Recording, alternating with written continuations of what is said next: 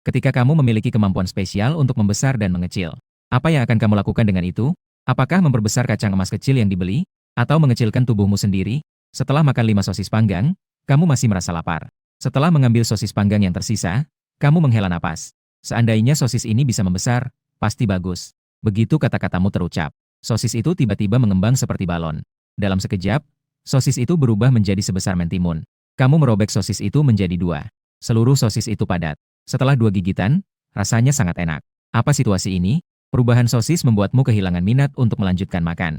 Kamu sudah menyadari perubahan pada sosis. Itu adalah kemampuan spesialmu. Seharusnya bisa lebih besar lagi. Kamu mencoba berkata. Kemudian kamu melihat. Sosis di depanmu ternyata benar-benar membesar sedikit lagi. Sedikit lebih besar. Sosis itu menjadi sedikit lebih besar.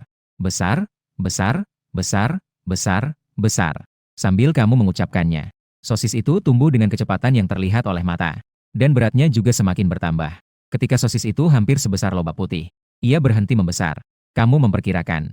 Sosis ini telah membesar hampir 10 kali lipat dibanding sebelumnya. Sosis bisa membesar. Lalu, apakah benda lain bisa?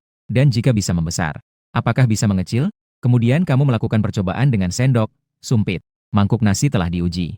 Menemukan bahwa semua benda, hampir semuanya bisa membesar atau mengecil 10 kali lipat. Dan seiring dengan pembesaran dan pengecilan, berat benda-benda ini juga menjadi lebih berat atau lebih ringan. Sementara itu, kamu memperhatikan. Kemampuan ini hanya bisa berfungsi pada benda yang kamu sentuh. Jika dari jarak jauh, tidak ada efek sama sekali. Setelah melakukan beberapa pengujian, kamu akhirnya mengonfirmasi bahwa kemampuan spesialmu adalah bisa membesarkan dan mengecilkan benda. Kemampuan ini sangat hebat. Namun, faktor pengali untuk perubahan besar dan kecil ini hanya 10 kali. Ini sedikit kurang, ya. Bagaimana agar faktor pengali bisa lebih banyak? Saat itu, The Ring mendeteksi bahwa pemilik kemampuan saat ini memiliki 565 yuan dana yang dapat dikendalikan. Kembali untuk meningkatkan kemampuan. Apakah Anda ingin meningkatkan? Kamu tertegun sejenak, lalu segera menyadari. Kemampuan spesialnya akhirnya berbicara. Sistem. Jika saya ingin meningkatkan, berapa banyak uang yang perlu dikeluarkan? Diperlukan 10.000 yuan. Setelah meningkat, bisa berubah besar dan kecil 100 kali. Kalau begitu, saya memilih untuk meningkatkan. Selamat, pemilik kemampuan telah meningkatkan kemampuan. Saat ini, tingkat kemampuan adalah level 2. Dapat mengubah ukuran benda mati menjadi 100 kali lebih besar atau lebih kecil. Meningkatkan kemampuan ke level tinggi dapat berfungsi pada makhluk hidup. Kamu melakukan percobaan dengan sepasang sumpit. Seiring dengan pelepasan kemampuan, sumpit di tanganmu tiba-tiba seperti tongkat emas. Sekejap berubah menjadi sebesar tiang. Sekejap lagi menyusut menjadi sekecil rambut. Kemampuan ini benar-benar luar biasa. Sistem. Jika saya ingin meningkatkan level kemampuan lagi, berapa banyak uang yang diperlukan? Faktor pengali berapa banyak yang bisa diperbesar atau diperkecil? Memerlukan pengeluaran 100.000. Setelah meningkat, dapat digunakan pada benda mati manapun. Memperbesar atau memperkecil hingga 1000 kali. Kamu bertepuk tangan sekali. Hal berikutnya adalah menghasilkan uang. Mengenai bagaimana cara menghasilkan uang, kamu juga sudah memiliki rencana. Kamu pergi ke kamarmu. Di dalam laci meja belajar, kamu menemukan sebuah kotak. Di dalam kotak itu ada sebuah gelang emas yang sangat cantik. Gelang emas seberat 10 gram ini menghabiskan 2.000 rupiah. Awalnya berniat untuk mengungkapkan perasaan kepada gadis yang kamu sukai beberapa hari lagi. Mengeluarkan gelang emas. Kamu langsung menggunakan kemampuan untuk memperbesar hingga 100 kali. Ya. Di depan matamu. Gelang emas yang awalnya hanya memiliki lingkar 16 cm. Dengan cepat berubah menjadi sebuah hula hoop raksasa. Astaga. Kamu langsung terkejut. Tidak mungkin membawa hula hoop sebesar ini untuk dijual, kan? Sampai di sini. Kamu langsung mengembalikan hula hoop ini ke ukuran semula. Lalu berlari ke ruang penyimpanan untuk mencari sepasang tang dan palu. Dengan suara, kakak, kamu memotong gelang emas ini menjadi 20 bagian. Kemudian kamu memukulnya dengan keras. Langsung menghancurkan potongan-potongan emas itu menjadi potongan kecil seukuran kuku jari. Akhirnya, kamu menggunakan kemampuan untuk memperbesar 100 kali. Potongan-potongan kecil ini seketika berubah menjadi 20 keping emas besar. Kamu menumpuk 20 keping emas besar ini dan mengangkatnya untuk merasakan beratnya. Sekitar 2 kg beratnya. Setiap keping sekitar 50 gram. Harga emas di pasaran sekarang harganya sekitar 200 yuan per gram. Berdasarkan harga ini, 20 keping emas besar ini hampir bisa memberikanmu pendapatan sekitar 18.000 yuan. Sementara biaya yang kamu keluarkan, hanya 2.000 yuan untuk membeli satu gelang emas. Keuntungan yang mencapai 90 kali lipat. Sangat memuaskan. Kamu memasukkan tumpukan kue emas itu ke dalam tas sekolahmu. Lalu langsung menuju ke jalan pejalan kaki perhiasan emas di pusat kota. Jalan pejalan kaki perhiasan emas merupakan salah satu jalan komersial paling terkenal di kota Yong. Di jalan komersial ini, terdapat puluhan toko perhiasan emas dari dalam dan luar negeri. Toko perhiasan emas yang terkenal. Kamu memilih sebuah toko emas yang bukan jaringan. Masuk ke toko emas pribadi. Selamat datang. Permisi, Anda ingin membeli apa? Apakah toko kalian menerima emas? Saya ingin menjual emas. Kamu juga tidak bertele-tele. Langsung saja berkata, kami menerima. Saat itu, pemilik toko emas mendekat. Sambil tersenyum berkata, adik kecil, toko emas kami selalu menerima berbagai perhiasan emas. Dan kami menjamin harga tertinggi di jalan ini. Berapa harga tertinggi yang bisa kamu tawarkan? Itu tergantung pada kadar emas perhiasanmu. Pemilik toko emas berkata dengan senyum. Jika itu adalah emas 24 karat, sekitar 180 yuan per gram. Ini hampir sama dengan harga emas yang kamu ketahui. Jadi, kamu mengeluarkan 6 keping emas dari tasmu. Melihat 6 keping emas yang penyok-penyok ini, otot wajah pemilik toko emas langsung bergetar. Adik kecil, bentuk emasmu cukup unik, ya? Jangan pedulikan bentuknya. Asalkan itu emas asli, sudah cukup. Haha, masuk akal. Pemilik toko emas tertawa. Lalu dia memanggil teknisi untuk mengidentifikasi 6 keping emas ini. Akhirnya, tentu saja, dikonfirmasi. 6 keping emas ini semuanya adalah emas murni 24 karat. Dikonfirmasi bahwa keping emas tidak ada masalah. Pemilik toko dengan tegas mentransfer uang kepadamu. Tak lama kemudian, kamu menerima pesan SMS dari bank. Akun tabungan Anda dengan nomor akhir 8.600 telah masuk sebesar 108.000 yuan. Saldo rekening saat ini 111.565 yuan. Dengan uang ini, kamu tanpa ragu berpikir, aku ingin meningkatkan kemampuan. Ding. Selamat, pemilik kemampuan telah meningkatkan kemampuan. Saat ini, level kemampuan adalah 3. Dapat memperbesar atau memperkecil benda mati hingga 1000 kali. Saat suara ini terdengar, sebuah informasi tentang kemampuan juga muncul. Mengalir ke dalam pikiranmu. Kamu segera memahami semua detail penggunaan level 3. Kemampuan. Jika dibandingkan dengan kemampuan level 2 yang hanya bisa memperbesar atau memperkecil benda secara keseluruhan, peningkatan kemampuan level 3 tidak hanya terlihat dari peningkatan faktor pengali. Yang lebih penting adalah, ia dapat memperbesar atau memperkecil bagian tertentu dari benda. Ini berarti kamu memiliki kemampuan untuk mengubah bentuk benda. Jadi, tidak perlu lagi membawa kue emas yang jelek untuk dijual. Sistem. Berapa banyak uang yang dibutuhkan untuk meningkatkan kemampuan ke level 4? Dibutuhkan 1 juta uang yang tersedia. Kemampuan ini membuatku miskin. Sepertinya aku harus terus mencari uang. Pada saat itu, pemilik toko emas yang duduk di seberang tersenyum dan bertanya, bagaimana, adik? Uangnya sudah masuk, kan? Ya, sudah. Kamu mengangguk. Setelah mempertimbangkan, kamu segera berkata, bos, saya masih punya 8 yang cukup berat di sini. Apakah kamu bisa menampungnya? Begitu pihak lain mendengar. Seketika menjadi tertarik. Berapa beratnya? Sekitar 1 kilogram, mungkin? Sambil kamu berbicara. Sambil memasukkan tangan ke dalam tas. Menggunakan kemampuan yang baru saja ditingkatkan. Diam-diam mengubah 8 kepingan emas yang tersisa menjadi kepingan kecil seukuran kuku jari. Kemudian kamu menggunakan kemampuan level 3 untuk mengubah 8 kepingan kecil ini menjadi bentuk telur kecil, lalu memperbesar 1000 kali. Membuat kepingan kecil yang awalnya sekitar 0,5 gram menjadi telur emas seberat 500 gram. Semua ini terjadi hanya dalam beberapa tarikan napas. Setelah selesai, kamu mengeluarkan 8 telur emas ini dan meletakkannya di atas meja. Bos tidak bisa menahan napasnya. Tatapannya padamu penuh dengan keanehan. Anak yang boros ini, jangan-jangan dia mencuri emas yang ditabung orang tuanya? Namun, peduli amat apakah itu dicuri dari rumah? 1 seberat 1 jin. 8 berarti 8 jin. Sekitar 8 jin. Jika dimakan sendiri, selisih harga saja bisa menghasilkan 2 hingga 30 ribu. Setengah jam kemudian, setelah memeriksa dan memastikan bahwa 8 telur emas ini tidak ada masalah, pemilik toko emas kemudian memulai proses transfer. Beberapa detik kemudian, kamu menerima SMS dari bank. Rekening tabungan Anda dengan nomor akhir 8.600 telah mentransfer 7.200.000 yuan. Beres. Kamu bersiul dalam hati, melambaikan tangan, lalu meninggalkan toko perhiasan ini. Melanjutkan berjalan di jalan pejalan kaki. Beberapa menit kemudian, kamu belok ke toko perhiasan lain yang berjarak 100 meter. Membeli 20 biji emas dengan berat rata-rata sekitar 1 gram. Tubuh. Sekali berbalik, kamu kemudian menghadap ke biji emas dalam tasmu. Menggunakan kemampuan 1000 kali. Mengubah semua biji emas menjadi setiap biji telur emas seberat 1000 gram. Detik berikutnya, ransel itu tiba-tiba terasa berat. Hampir membuat pinggangmu terkilir. Wah, sial. Hampir saja lupa. 1 biji kacang emas ini 2 pon. 20 biji berarti 40 pon. Kamu segera mengembalikan kacang emas ini ke bentuk semula. Dalam sekejap, sudah berubah begitu banyak. Tiba-tiba kamu merasakan lapar dan lelah. Apakah ini berarti tidak ada lagi energi? Kamu segera mencari restoran santai dan duduk. Setelah makan dengan lahap, kamu juga beristirahat dengan baik. Sampai pukul 6 malam. Kamu merasa tubuhmu sudah hampir pulih. Kamu mencari toko perhiasan lagi. Diam-diam mengubah 5 biji kacang emas menjadi telur emas. Mendapatkan 900.000. Kemudian bersiap untuk meningkatkan kemampuan lagi. Namun, yang mengejutkanmu adalah, kali ini sistem memberimu 2 pilihan. Ding! Selamat, pemilik kemampuan. Dalam peningkatan ini, kamu mendapatkan perluasan kemampuan. Perluasan kemampuan ini memiliki jangkauan target. Tanaman. Setelah diperluas, dapat memperbesar atau memperkecil tanaman. Faktor pengali terhubung dengan level kemampuan yang ada. Memerlukan 1 juta uang yang tersedia. Pemilik kemampuan juga bisa melepaskan perluasan kemampuan. Lanjutkan meningkatkan level kemampuan. Kemampuan level 4 dapat digunakan pada benda mati manapun. Memperbesar atau memperkecil 10.000 kali. Perluasan kemampuan. Ternyata muncul perluasan kemampuan.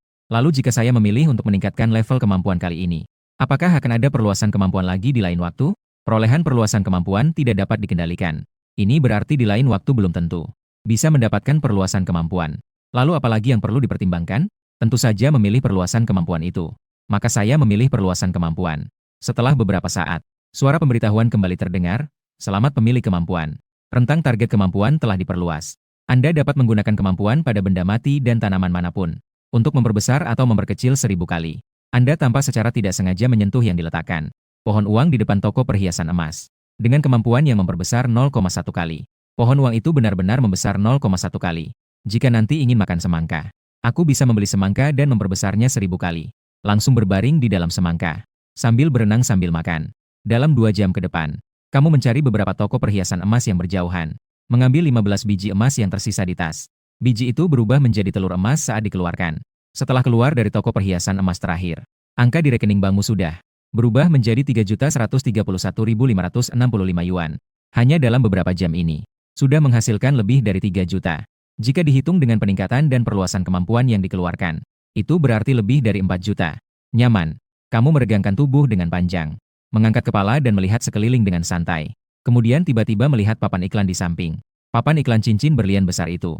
Plak, kamu tiba-tiba menepuk dahi sendiri. Aku benar-benar bodoh.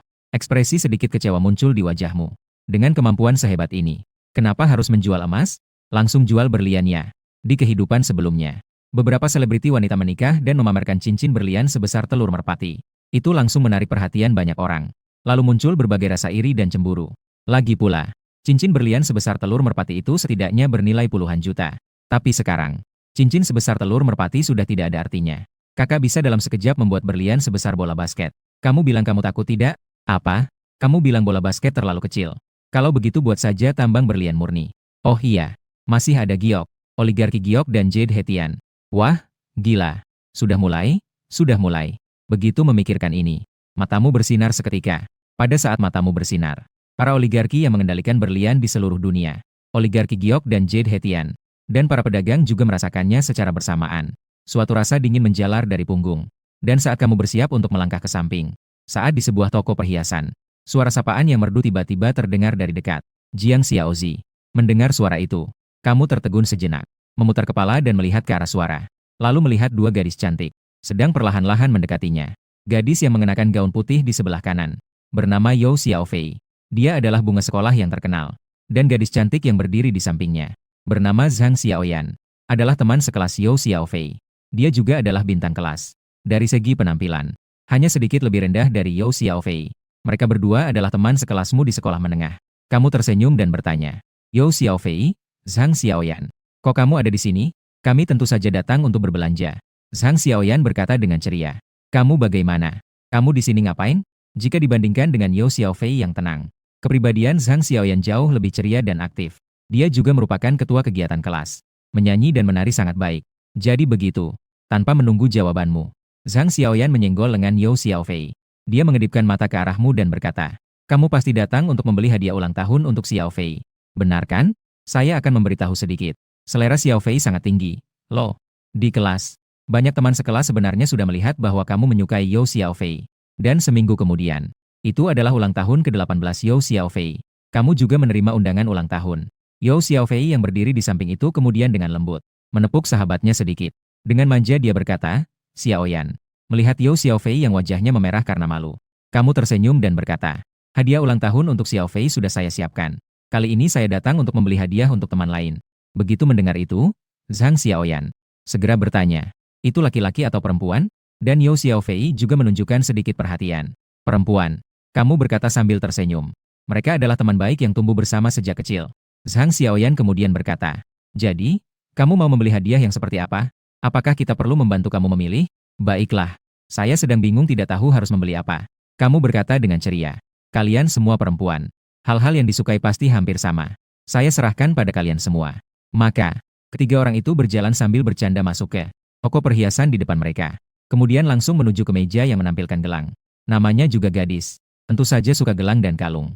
Zhang Xiaoyan tersenyum lebar. Sambil menunjuk deretan perhiasan yang berkilau di meja dan berkata, tentu saja, anting-anting atau stud yang cantik juga tidak boleh dilewatkan. Mendengar kata-kata ini, kamu tidak bisa tidak menoleh dan melihat telinga Yao Xiaofei. Di atasnya ada sebuah anting kecil. Kamu berkata, kalau begitu, pilih 3 barang. Wah, serius? Zhang Xiaoyan langsung mendengarnya. Langsung berkata, begitu murah hati. Gadis itu benar-benar bukan pacarmu? Benar-benar bukan? Kamu terdiam sejenak. Sambil tersenyum, kamu berkata, setidaknya sekarang belum. Zhang Xiaoyan melirikmu dengan sinis. Lalu dia bersandar di meja dan mulai memilih dengan serius untukmu. Sementara Yao Xiaofei tidak tahu sedang memikirkan apa. Terlihat agak tidak fokus. Wah, gelang ini sangat cantik. Xiaofei, kamu lihat ini? Cantik tidak? Ketika Yao Xiaofei melihat gelang itu untuk pertama kalinya, dia juga terpesona sejenak. Sangat cantik. Melihat wajah Yao Xiaofei yang terpesona, kamu segera bertanya, kakak, gelang ini harganya berapa? Pelayan berkata, ini harganya 68.000. Mahal sekali. Zhang Xiaoyan membelalak. Pelayan tersenyum dan berkata, di sini terdapat 18 berlian yang dipasang. Hanya berlian ini saja sudah mencapai puluhan ribu. Ditambah dengan kerajinan ini, 68.000 adalah harga yang sangat terjangkau. Mendengarkan kata-kata pelayan, Zhang Xiaoyan menarik Yao Xiaofei dengan diam-diam. Bergerak sedikit ke meja samping. Kemudian menunjuk sebuah kalung dan berkata, Xiaofei, kalung ini juga sangat cantik. Dan batu hati merah muda ini. Karena, ini juga sangat cantik. Yao Xiaofei juga mengangguk dengan kagum. Kakak, ini harganya berapa? Zhang Xiaoyan bertanya. Pelayan menjawab, kalung ini terbuat dari emas campuran. Tidak mahal. Hanya sekitar 2.000. Dan batu ini adalah batu termahal jenis Fuyong. Harganya 10.000. Jadi totalnya 20.000. Mendengar harga ini, Zhang Xiaoyan kembali bergerak diam-diam ke samping. Setelah beberapa saat, dia kembali tertarik pada sepasang anting. Harganya 18.000. Ini benar-benar sangat kejam bagi mahasiswa. Setelah melihat sebentar, Zhang Xiaoyan akhirnya memikirkan sesuatu. Menarikmu sedikit. Jiang Xiaozi, berapa anggaranmu? Kamu berpikir sejenak. Di bawah 100.000, ya? Pelayan saling memandang dengan diam. Ini pertama kalinya melihat siswa SMA yang begitu suka pamer. Zhang Xiaoyan berkata dengan nada kesal. Aku serius bicara denganmu. Jangan pamer, ya? Kamu tersenyum. Apakah kalian benar-benar merasa bahwa gelang yang tadi, kalung dan anting-anting itu sangat cantik? Iya? Zhang Xiaoyan mengangguk. Itu memang cantik, tapi terlalu mahal. Yao Xiaofei di samping juga mengangguk setuju. Kamu berkata lagi, jika ada seorang cowok yang memberikan 3 perhiasan ini untuk menyatakan cinta pada kalian, apakah kalian akan setuju untuk menjadi pacarnya? Tentu saja setuju. Zhang Xiaoyan berkata tanpa ragu. Pasti orang yang bisa membeli 3 perhiasan ini sangat kaya. Kenapa tidak setuju? Jika dibandingkan dengan ketegasan Zhang Xiaoyan, Yao Xiaofei justru menggelengkan kepala. Menyukai seseorang tidak ada hubungannya dengan apa yang dia berikan padamu. Mendengarkan jawaban Yao Xiaofei, kamu tersenyum. Berbalik, memberikan sebuah kartu ban kepada seorang pelayan. Kakak ini, tolong bantu saya membungkus gelang berlian yang baru saja saya lihat. Juga bungkus kalung batu lotus yang bagus dan anting berlian. Saya ingin semuanya. Kamu bercanda, kan? Zhang Xiaoyan membelalak. Ini pasti lebih dari 100.000. Kamu menoleh. Melihat Zhang Xiaoyan dengan senyum yang tidak jelas. Apakah kamu pikir saya sedang bercanda? Itu juga tidak benar. Zhang Xiaoyan teringat sesuatu lagi. Dia berkata, bukankah kamu bilang di bawah 100.000? Ini seharusnya lebih dari 100.000, kan? Kamu mengangguk. Tepatnya, seharusnya adalah 140.000. Membulatkan angka di belakang koma menjadi 100.000. Tepat sesuai dengan anggaran.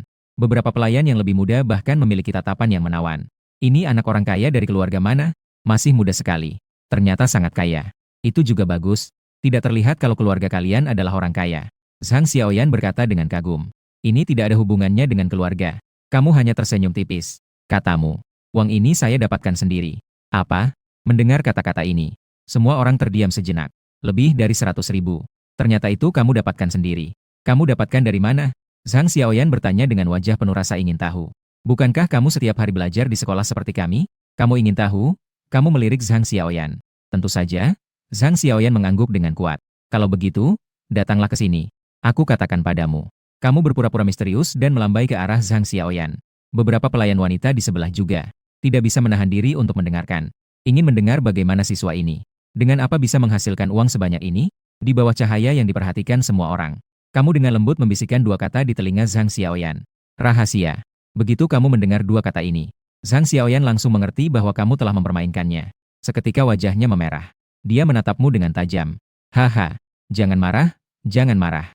Hanya bercanda saja. Kamu tertawa dan berkata, tapi aku memang tidak bisa memberitahumu. Lagi pula, aku tidak mencuri, tidak merampok, dan tidak melanggar hukum. Semua ini adalah penghasilan sahku sendiri. HMPH, Zhang Xiaoyan mendengus pelan. Dia tidak lagi memperhatikanmu. Akhirnya, toko perhiasan memberimu diskon 95%. Totalnya adalah 98.800 yuan. Di bawah 100.000. Setelah selesai membayar dengan kartu, kamu mengangkat tas hadiah yang berisi 3 perhiasan. Kamu tersenyum kepada Zhang Xiaoyan dan Yao Xiaofei yang ada di samping. Terima kasih untuk hari ini. Jika tidak, aku benar-benar tidak tahu harus memilih apa. Tidak tulus. Zhang Xiaoyan mencibir dan berkata, jika benar-benar ingin berterima kasih kepada kami, jangan hanya berterima kasih secara lisan. Berikan sesuatu yang nyata. Baiklah, kamu menepuk meja kaca di samping. Sambil tersenyum berkata, lihat sendiri apa yang Anda suka. Pilih saja yang di bawah 10.000. Benar-benar, saat Zhang Xiaoyan mendengar, seketika matanya berbinar. Yao Xiaofei di samping Xiaoyan dengan lembut menarik Zhang Xiaoyan. Lalu dia berkata padamu, lebih baik tidak usah. Kita semua adalah teman sekelas. Hanya membantu sedikit. Jangan terlalu memikirkan itu. Xiaofei melihat tatapan tegas sahabatnya. Zhang Xiaoyan tahu bahwa 10.000 yang didapat ini, perhiasan mungkin akan hilang. Emosi yang awalnya tinggi tiba-tiba meredup. Baiklah, tiran putih. Kalau begitu, ajak kami minum sesuatu. Minum sesuatu pasti bisa, kan? Setelah mengucapkan ini, Zhang Xiaoyan melihat Yao Xiaofei. Yang terakhir segera menunjukkan senyuman kecil kepada Zhang Xiaoyan. Baiklah, kalau begitu, kita pergi ke Starbucks. Melihat perbedaan sikap kedua orang itu, kamu tersenyum. Namun, seorang pria sejati, setiap kata yang saya ucapkan selalu berlaku. Kata-kataku selalu efektif. Mendengar perkataanmu, Zhang Xiaoyan tidak bisa menahan matanya bersinar. Namun, dia melihat Yao Xiaofei di sampingnya. Tapi dia tidak mengatakan apa-apa lagi. Kemudian, kamu membawa mereka ke sebuah Starbucks dan memesan beberapa minuman. Sambil minum, mereka mengobrol sebentar. Lebih dari setengah jam kemudian, waktu menunjukkan lebih dari pukul 9 malam. Yao Xiaofei menerima telepon dari rumah. Setelah menutup telepon, Yao Xiaofei berkata, ayahku datang menjemput kita. Kita harus pergi dulu. Baiklah, kamu mengangguk. Sambil tersenyum berkata, sampai jumpa di pesta ulang tahun kita. Mengantar dua sosok cantik itu pergi. Kamu berbalik dan masuk ke jalan pejalan kaki di samping. Menghabiskan sekitar 700.000 di 5 toko perhiasan terkenal, masing-masing membeli satu cincin berlian di atas 1 karat. Yang termurah seharga 100.000. Sedangkan cincin berlian pink 1 karat yang termahal harganya 180.000. Setibanya di rumah, mengecilkan 5 cincin berlian itu 10 kali lipat. Dan menguncinya di dalam laci meja. Kamu mandi dengan sangat puas. Kemudian membuka komputer dan masuk ke situs perjalanan. Membeli tiket pesawat ke New York, Amerika Serikat, yang berangkat 10 hari lagi. Untuk menghasilkan banyak uang. Juga harus pergi ke Amerika Serikat. Lagi pula, pengawasan di dalam negeri terlalu ketat. Banyak hal yang sulit untuk dioperasikan. Misalnya, sumber daya produksi. Sudah punya uang. Sepertinya saya juga bisa berinvestasi di beberapa perusahaan unicorn masa depan. Meituan yang merupakan berkah bagi para otaku dan pecinta makanan. Jume Youpin yang menjadi duta untuk dirinya sendiri. Sepertinya didirikan 10 tahun yang lalu, yaitu tahun depan. Mi dan Vipshop sepertinya baru didirikan tahun lalu. Juga bisa mendapatkan barang murah. TSK. Ini semua adalah unicorn di pasar saham masa depan. Harus segera menghasilkan uang untuk mendapatkan kesempatan baik. Setelah membayangkan masa depan sejenak, kamu melihat di ponsel yang menunjukkan pesan dari platform wisata. Pesan sukses pembelian tiket yang dikirimkan. Lalu mematikan komputer dan pergi tidur. Keesokan harinya, kamu terbangun dari tidur nyenyak. Melihat waktu, sudah pukul 9 pagi. Kamu sudah sarapan. Kemudian pergi ke bank untuk menarik 20.000 yuan. Lalu langsung menuju ke sekolah mengemudi. Memiliki uang tetapi tidak membeli mobil. Itu tidak berbeda dengan ikan asin. Dan untuk mengemudi, harus memiliki SIM terlebih dahulu. Sebelum terlahir kembali. Dulu, aku sudah menjadi pengemudi berpengalaman dengan 7 atau 8 tahun pengalaman. Namun sekarang aku harus mendapatkan SIM lagi. Sampai di sekolah mengemudi. Kamu langsung mengetuk pintu kantor pemilik sekolah mengemudi. Pemilik sekolah mengemudi ini adalah Li Qiang. Dia adalah teman ayahmu. Kamu pernah bertemu beberapa kali di acara makan. Xiao Bai, kenapa kamu bisa datang ke sini? Melihatmu datang, Li Qiang sedikit terkejut. Lalu dengan senang hati mempersilakanmu duduk. Memberikanmu segelas air. Apalagi yang bisa saya lakukan di sini? Tentu saja datang untuk belajar mengemudi. Kamu berkata sambil tersenyum. Li Qiang langsung berkata sambil tersenyum. Bagus sekali. Paman akan mengatur pelatih terbaik di sekolah mengemudi kami untukmu. Miliknya. Saya tidak ingin membuang waktu untuk belajar mengemudi. Kamu menggelengkan kepala. Mengeluarkan 20.000 yuan dari tas yang dibawa. Meletakkannya di atas meja. Saya ingin segera mendapatkan SIM. 20.000 ini adalah uang muka. Setelah mendapatkan SIM, saya akan memberikan 30.000 yuan lagi. Melihat 20.000 yuan yang kamu keluarkan, Li Qiang tidak bisa tidak terkejut. Xiao Zi, dari mana kamu mendapatkan uang sebanyak ini? Kamu tersenyum. Tenang saja, Paman Li. Ini semua adalah uang angpau yang saya tabung sendiri. Dan sebenarnya saya sudah cukup mahir mengemudi secara pribadi. Jika kamu tidak percaya, saya bisa menunjukkan padamu dengan mengemudi. Li Qiang berpikir sejenak. Mengangguk sedikit. Coba kamu mulai mengemudi, biar aku lihat. Kemudian kamu mengemudikan beberapa putaran di lapangan sekolah mengemudi. Gerakanmu yang terampil memang mirip dengan seorang ahli. Melihat gerakanmu yang terampil, Li Qiang akhirnya mengangguk dengan tenang. Baiklah, urusan SIM akan diserahkan kepada Paman. Yo akan memberimu jawaban setelahnya. Lagi pula bisa dengan stabil menghasilkan 50.000. Kenapa tidak menghasilkan? Kalau begitu, terima kasih kepada Paman. Setelah menolak undangan makan siang Li Qiang, kamu meninggalkan gedung kantor. Baru saja keluar dari sekolah mengemudi. Bunyi dering ponsel pun terdengar. Begitu dibuka, itu adalah telepon dari Zhang Xiaoyan. Mengangkat telepon. Tanpa menunggu kamu berbicara. Suara ceria Zhang Xiaoyan terdengar dari mikrofon. Halo, Jiang Xiaobai. Apa yang sedang kamu lakukan? Kamu tersenyum. Aku sedang mencari tempat untuk makan. Ada apa? Zhang Xiaoyan ragu sejenak. Akhirnya dia berkata dengan ragu-ragu. Saya hanya ingin bertanya. Yaitu yang kamu katakan bisa mengantarkan saya dan Xiao Fei. Apakah perhiasan di bawah 10.000 masih dihitung? Zhang Xiaoyan berkata dengan ragu. Tentu saja berlaku. Di matamu terlihat sedikit senyuman. Namun nada suaramu terdengar ragu. Tapi kemarin kamu kan bilang tidak mau? Itu Xiao Fei yang tidak mau. Saya tidak mengatakan tidak. Zhang Xiaoyan segera berkata. Saat itu saya tidak ingin Xiao Fei merasa tidak senang. Jadi saya hanya mengikuti keinginannya. Baiklah. Kapan kamu ingin? Atau saya langsung transfer 10.000 padamu. Uang tunai tidak perlu. Kamu sekarang di mana? Zhang Xiaoyan berkata dengan ragu. Atau saya datang mencarimu? Kamu tersenyum. Baiklah. Saya menunggu kamu di Mingge. 1 jam kemudian, kamu bertemu dengan Zhang Xiaoyan. Hari ini Zhang Xiaoyan mengenakan atasan tanpa lengan berwarna putih. 2 lengan yang putih bersih seperti teratai terlihat. Di bagian bawah, dia mengenakan rok pendek bermotif bunga berwarna biru. Di bahunya juga tergantung sebuah ransel kecil berwarna pink. Aroma muda menyambut dengan kuat. Ketika datang, melihat Zhang Xiaoyan mendekat. Kamu berdiri. Dengan sangat sopan, dia menarik kursi untuknya. Setelah dia duduk, dia perlahan-lahan menggeser kursi sedikit ke dalam. Terima kasih. Melayani wanita cantik adalah kehormatan saya. Kemudian melambaikan tangan kepada pelayan. Berikan menu kepada wanita ini. Ah, ini harganya lebih dari 600 per porsi. Zhang Xiaoyan mengambil menu dan melihat sekilas. Secara naluriah mengeluarkan suara terkejut. Kamu tersenyum dan berkata, koki restoran ini adalah kepala koki dari restoran bintang Michelin. Bahan makanan dan minuman yang disediakan diangkut dari Eropa. Memang harganya agak mahal. Namun, harga sebanding dengan kualitas. Sambil mendengarkan kata-katamu, Zhang Xiaoyan sambil membolak-balik menu. Di bawah paket, harga setiap hidangan juga tertera di atasnya. Ketika Zhang Xiaoyan melihat harga segelas sampanye Perancis, yang ternyata mencapai 500, dia tidak bisa menahan untuk menjulurkan lidahnya. Satu tegukan saja harganya puluhan yuan. Yang membuat Zhang Xiaoyan ternganga adalah, paket yang lebih dari 600 itu adalah yang termurah. Di belakang ada paket yang lebih dari 900 per porsi. Yang lebih penting adalah, semua paket ini adalah porsi untuk 1 orang. Setelah melihat sebentar, Zhang Xiaoyan dengan ragu menyerahkan menu kepadamu. Mungkin lebih baik kamu yang memilih untukku. Aku bisa makan apa saja. Kamu segera mengembalikan menu itu kepada pelayan di sebelah. Pesan 2 porsi dari paket di halaman terakhir untuk kami. Sementara Zhang Xiaoyan melotot dengan mata terbelalak. Paket di halaman terakhir. Jika aku tidak salah ingat, paket di halaman terakhir sepertinya harganya 999 yuan. Ya ampun, aku akan menghabiskan 1.000 untuk sekali makan. Kenapa tiba-tiba kamu jadi kaya? 3 tahun di SMA, aku belum pernah melihatmu menghabiskan uang. Di SMA, kesempatan untuk menghabiskan uang itu tidak ada. Setiap hari, aku tidak di kelas sekolah. Aku hanya di kelas pelatihan. Kamu mengangkat bahu dan berkata, dan uangku sebelumnya sudah aku investasikan. Baru-baru ini aku mendapatkan kembali sejumlah uang. Tatapan Zhang Xiaoyan kepadamu semakin panas. Setelah menikmati paket senilai 999 yuan ini, kami menghabiskan hampir 1 jam. Selama itu, Zhang Xiaoyan yang minum segelas sampanye mulai merasakan efeknya. Wajahnya sedikit memerah. Bagaimana denganmu? Apakah kamu masih bisa berjalan? Melihat Zhang Xiaoyan yang menunjukkan sedikit tanda mabuk, kamu bertanya. Zhang Xiaoyan melirikmu dengan sinis. Tentu saja bisa. Kamu tidak berpikir segelas minuman ini bisa membuatku mabuk, kan? Baiklah.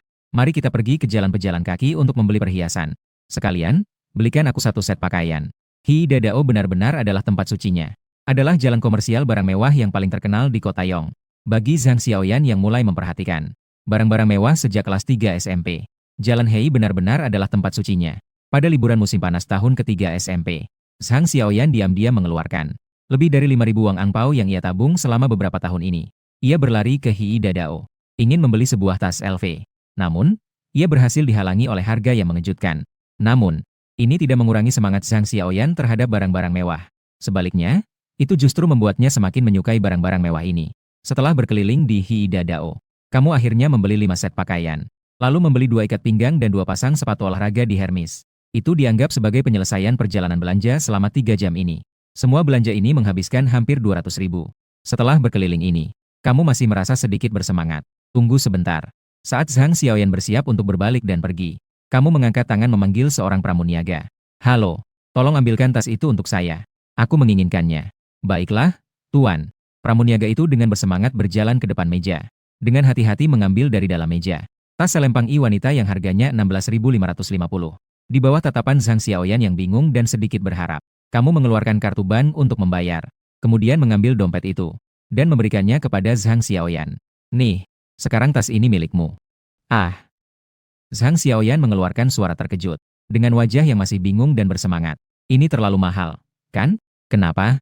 Tidak suka? Jika tidak suka, saya akan memberikannya kepada orang lain. Aku ingin. Saat kamu berusaha untuk mengambil tas ini kembali, Zhang Xiaoyan dengan cepat meraih tas itu, memegangnya di depan dadaku, dengan ekspresi yang penuh semangat dan hati-hati. Seolah-olah yang dipelukan adalah anak yang dilahirkan pada bulan Oktober. Seperti anak yang dilahirkan setelah mengandung. Ketika aku keluar dari toko, kamu melihat waktu dan berkata, mari kita pergi makan dulu. Setelah makan, baru kita pergi membelikanmu perhiasan. Ah! Zhang Xiaoyan mendengar itu. Secara naluri, dia meraih Fei yang ada di tangannya. Dia berkata, bukankah kamu sudah membelikanku tas? Kenapa harus membeli perhiasan lagi? Tas ini adalah sebagai ucapan terima kasih karena kamu menemaniku berkeliling sepanjang sore. Perhiasan itu adalah janji yang aku buat untukmu kemarin.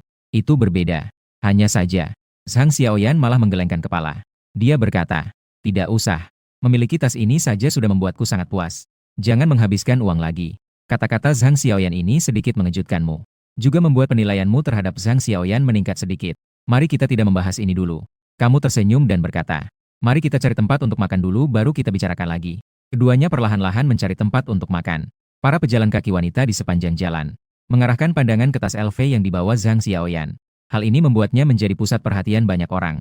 Perasaan ini membuat Zhang Xiaoyan merasa sangat baik. Saat berjalan, dia semakin tegak dan percaya diri. Seperti angsa yang angkuh.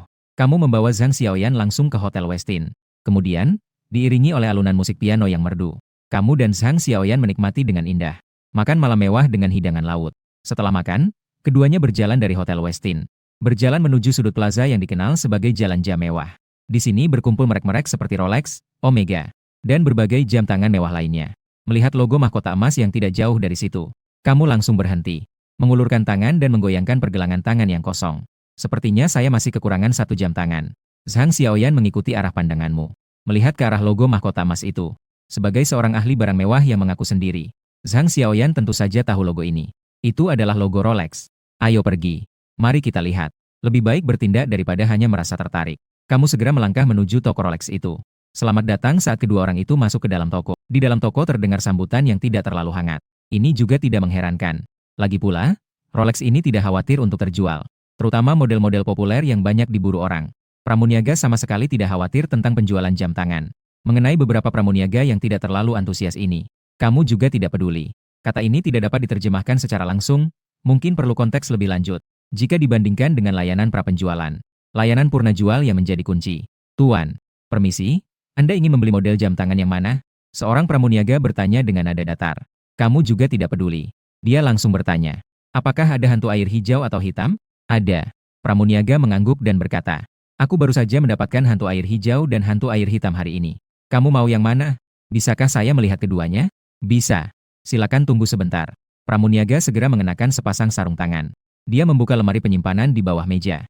Dari dalam, dia mengambil 2 kotak hijau. Kemudian dengan hati-hati dari kotak, dia mengeluarkan 2 jam tangan satu persatu. Wow, melihat 2 jam tangan ini, Zhang Xiaoyan tidak bisa menahan diri untuk mengeluarkan suara rendah. Sebelumnya, Zhang Xiaoyan hanya berteori tanpa praktik melihatnya di gambar. Sekarang, melihat jam tangan Rolex ini dari jarak dekat, sungguh sangat keren. Pada kedua jam tangan Submariner ini, Green Submariner juga modis dan seksi. Hantu air hitam relatif rendah hati. Kamu tersenyum. Kemudian dia menyerahkan Green Submariner dan Black Submariner kepada pramuniaga. Saya ambil kedua ini. Tolong bantu saya memotong talinya. Ah, pramuniaga itu jelas terkejut sejenak. Apakah Anda ingin kedua ini? Ya. Kamu mengangguk. Detik berikutnya. Sikap beberapa pramuniaga di toko jelas berbeda. Seorang pramuniaga yang berdiri tidak jauh dari situ. Bahkan dengan ramah menyajikan 2 gelas air. Harga hantu air hijau dan hantu air hitam di daratan Tiongkok pada tahun 2009. Sekitar 50.000. Ditambah dengan diskon yang berlaku. Sekitar 90.000. Seorang pemuda yang terlihat masih seperti pelajar. Ternyata bisa membeli 2 jam tangan sekaligus. Ini tentu saja menarik perhatian pramuniaga. Baiklah. Bolehkah saya tahu? Anda membayar dengan tunai atau kartu? Pramuniaga yang melayani Anda bertanya dengan sedikit bersemangat. Gunakan kartu saja. Kamu mengeluarkan kartu bank. Setelah berpikir sejenak, dia berkata, apakah Anda memiliki Daytona di sini? Baik yang platinum atau emas pun bisa. Ada. Silakan tunggu sebentar. Begitu pramuniaga mendengar itu, dia segera mengambil dari bawah meja 2 Daytona dengan model yang berbeda. Yang satu lagi adalah emas 18K. Keduanya memiliki tali jam tangan dari karat hitam. Setelah mencoba dan membandingkan, akhirnya kamu memilih model platinum itu. Yang ini saja. Tolong bantu saya untuk menyesuaikan tali jamnya. Zhang Xiaoyan yang diam-diam mengamati di samping, memanfaatkan kesempatan untuk melihat. Harga lebih dari 200.000 hampir membuat matanya silau. Setelah Anda membayar dengan kartu, setelah membeli ketiga jam tangan ini, di wajah pramuniaga wanita yang melayani Anda, sudah tersimpan senyuman yang cerah, seperti bunga yang sedang mekar penuh. Tuan, silakan tunggu sebentar. Ini mungkin akan memerlukan sedikit waktu untuk menunggu. Tidak apa-apa. Aku akan melihatnya saja. Kamu melambaikan tangan, kemudian berjalan menuju meja yang terletak di sudut toko. Di meja ini terdapat semua beberapa jam tangan emas Rolex klasik. Utamanya ditujukan untuk orang-orang sukses berusia 4 hingga 50 tahun. Bagi kamu, jam tangan emas ini terlalu kuno. Tidak cocok untuknya. Melihat jam tangan emas ini, kamu tiba-tiba teringat. Sepertinya bulan depan adalah ulang tahun ayah. Ingat sebelumnya ayah sepertinya pernah bilang, dia sudah memakai jam Seiko selama sekitar 10 tahun dan sudah tidak akurat. Segera memutuskan untuk membeli jam emas untuk ayah. Cantik. Saya ingin membeli jam tangan untuk ayah saya. Apakah ada rekomendasi? Kamu terus melayani di samping. Pelayan lainnya berkata. Pelayan itu mendengar. Langsung maju. Mengambil sebuah jam dengan dial berwarna biru es dari meja. Dengan jam tangan yang dikelilingi oleh berlian emas yang berkilau. Diletakkan di depanmu. Jam tangan platinum ini tidak sejelas yang berbahan emas. Tapi tetap mewah dengan cara yang sederhana. Membawanya keluar pasti akan meningkatkan gengsi. Harganya berapa ini? Di samping, Zhang Xiaoyan dengan penasaran menjulurkan kepalanya untuk melihat. 500.000. Zhang Xiaoyan seketika merasa sedikit tertutup. Baiklah. Maka tolong kemas untukku. Kamu mengeluarkan kartu bank. Baik, pegawai. Silakan tunggu sebentar. Melihat kamu benar-benar ingin membeli jam tangan ini. Maka pramuniaga itu begitu senang hingga suaranya naik 8 nada.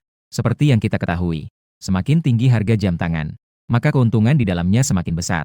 Dan sejalan dengan itu, komisi yang bisa didapat pramuniaga juga semakin tinggi. Seperti jam platinum yang harganya lebih dari 400.000 ini. Pramuniaga bisa langsung mendapatkan komisi lebih dari 4.000. Ini bahkan lebih dari gaji pokoknya sebulan. Bahkan lebih dari 2 kali lipat. 20 menit kemudian, dalam suasana hangat saat ditinggalkan oleh banyak pramuniaga Rolex, kamu dan Zhang Xiaoyan meninggalkan toko Rolex. Jangan bilang, memakai Rolex. Merasa diri ini jauh lebih tenang. Mengenai 3 jam tangan lainnya, kamu dengan sembarangan memasukkannya ke dalam tas pakaian lainnya. Namun, karena sudah membeli jam tangan untuk ayah, tentu saja tidak boleh ketinggalan untuk ibu. Jadi setelah keluar dari toko Rolex, kamu masuk lagi ke toko Cartier di seberang. Menghabiskan sekitar 300.000 untuk membeli sebuah Cartier. Balon biru dengan desain emas bertatahkan berlian. Dari Cartier. Kamu menyadari bahwa Zhang Xiao yang biasanya ceria, tiba-tiba tampak jauh lebih diam. Zhang Xiaoyan, ada apa denganmu? Apakah kamu tidak enak badan? Kamu bertanya dengan penuh perhatian. Zhang Xiaoyan berkata lemah. Tidak ada apa-apa. Setelah melihatmu menghabiskan lebih dari 1 juta dalam waktu singkat. Dalam 1 jam. Zhang Xiaoyan sedikit terkejut. Ini lebih dari 1 juta. Loh. Zhang Xiaoyan diam-diam menghitung pendapatan keluarganya. Sebagai orang tua Zhang yang bekerja sebagai pegawai, pendapatan mereka berdua hanya sekitar 700 per bulan. Setahun sedikit lebih dari 80.000. Berdasarkan perhitungan ini, keluarga sendiri harus tidak makan dan minum selama 13 tahun. Baru bisa membeli 5 jam tangan ini. Ini terlalu kaya, kan? Kamu melihat waktu di jam tangan. Tepat pukul 8. Lalu berkata, masih pagi. Bagaimana kalau kita jalan-jalan sebentar lagi? Baiklah. Zhang Xiaoyan mengangguk patuh. Kemudian kamu membawa Zhang Xiaoyan menyusuri jalur pejalan kaki di pusat perbelanjaan. Berjalan dari ujung timur plaza ke ujung barat. Setelah satu belokan, sampai di jalan pejalan kaki perhiasan emas. Melihat jalan pejalan kaki yang familiar ini, Zhang Xiaoyan tidak bisa menahan diri untuk berkata, Bukankah ini toko perhiasan yang kita kunjungi kemarin? Zhang Xiaoyan bertanya dengan bingung. Iya. Kamu tersenyum dan berkata, ayo pergi.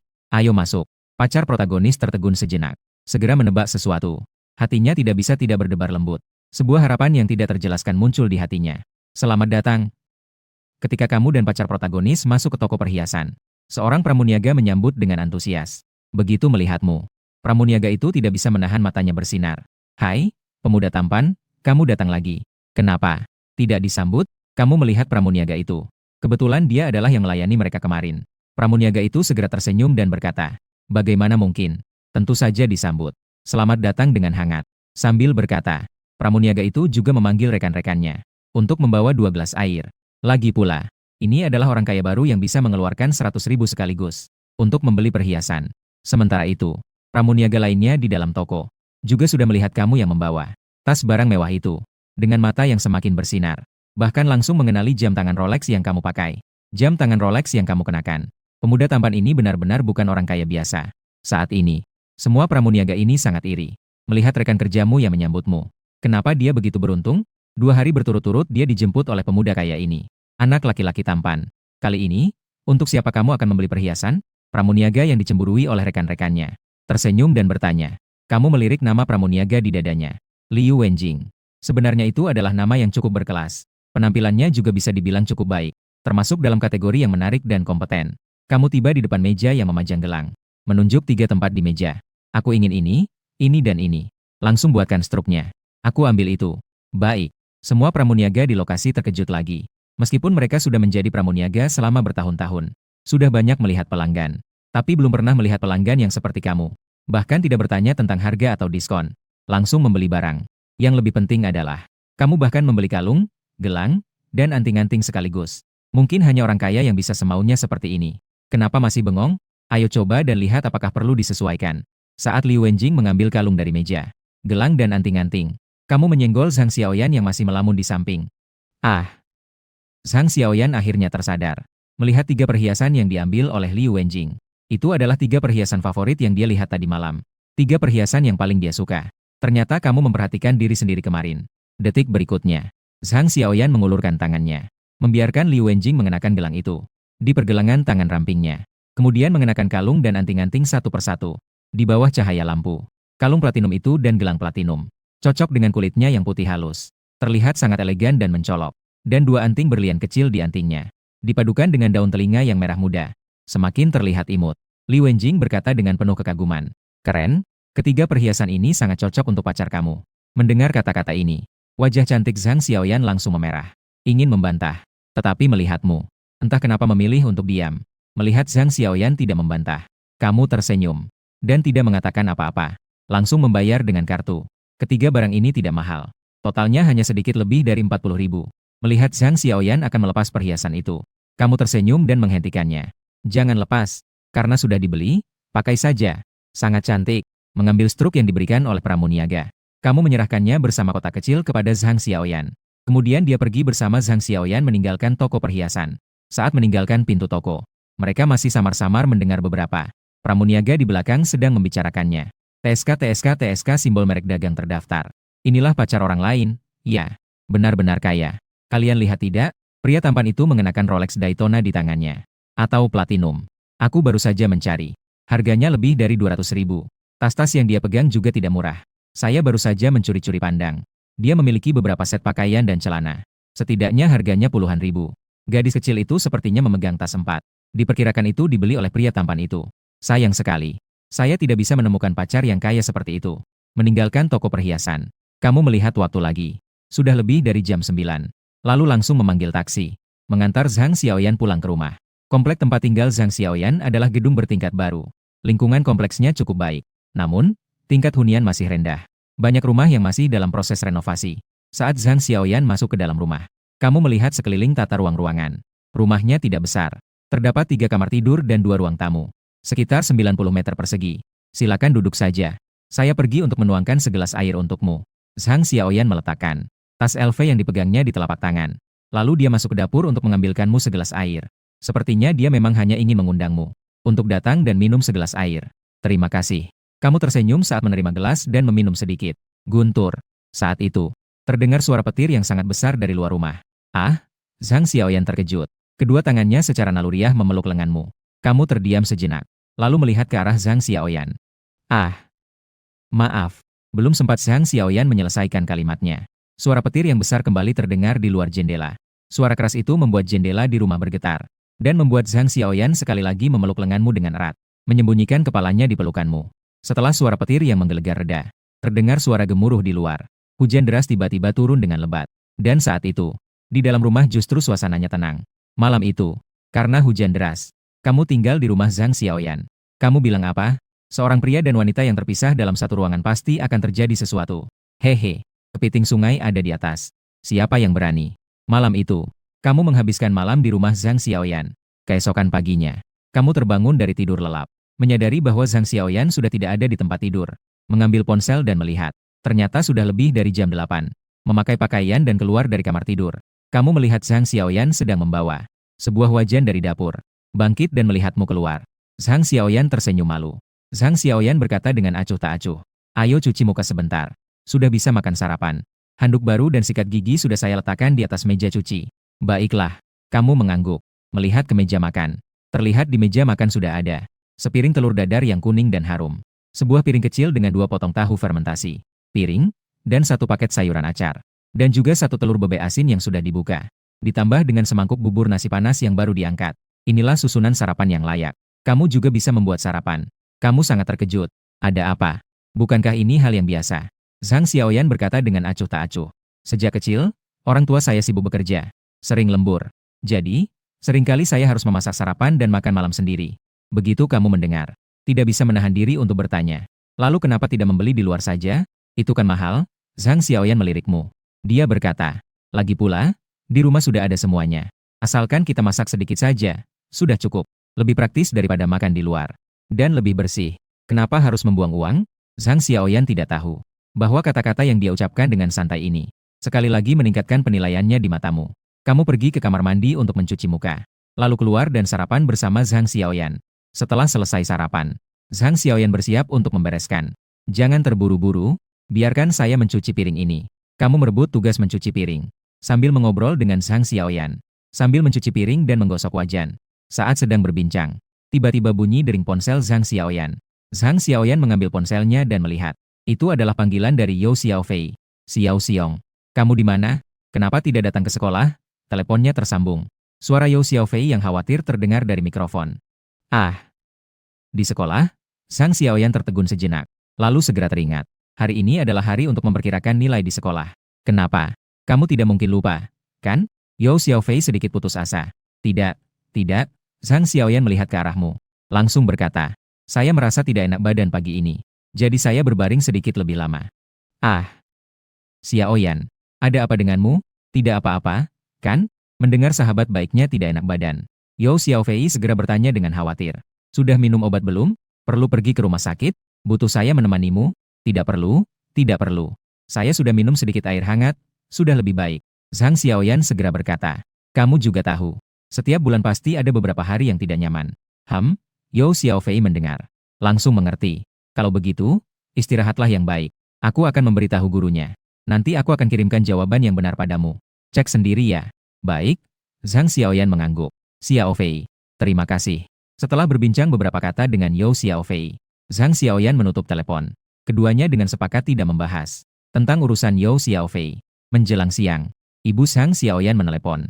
Dia bilang mereka hampir sampai di rumah. Minta dia untuk menyiapkan sedikit lebih banyak nasi. Orang tuanya sudah kembali. Tentu saja kamu tidak mungkin tinggal lebih lama.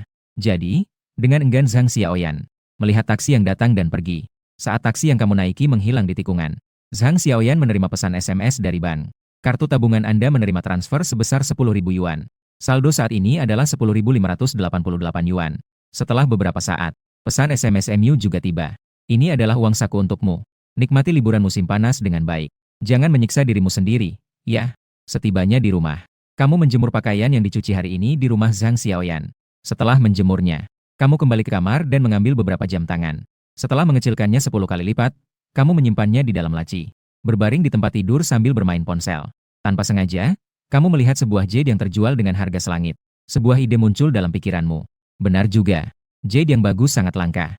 Jadi, Jika kamu bisa mendapatkan sedikit jade sendiri, itu pasti jauh lebih menguntungkan daripada menjual emas sendiri. Memikirkan hal ini, kamu segera memasukkan beberapa set pakaian baru yang dibeli ke dalam ransel. Lalu keluar dan langsung menuju bandara. Setibanya di bandara, kamu membeli tiket pesawat menuju Ruili, Provinsi Yunnan. 2 jam kemudian, kamu tiba di pusat kota Ruili. Kamu check-in di sebuah hotel. Hari sudah malam. Kamu mandi dan langsung tidur nyenyak. Keesokan harinya, kamu pergi ke restoran hotel untuk sarapan. Lalu mengambil ponsel dan keluar untuk memanggil taksi. Langsung menuju Jiegao Yucheng, yang berjarak 4 km dari pusat kota Ruili. Jiegao Yucheng adalah pasar terbesar untuk batu giok mentah dan produk jadi. Ini adalah pasar terbesar untuk transaksi batu giok mentah dan produk jadi di Jiegao. Ini juga merupakan pasar judi batu terbesar di Ruili. Jangan lihat Jiegao Yucheng yang hanya memiliki luas tanah 50 mu. Namun, penjualan tahunan yang dihasilkan bisa mencapai lebih dari 2 miliar. 10 menit kemudian, taksi berhenti di tempat parkir di luar Yucheng. Setelah membayar, kamu keluar dari mobil.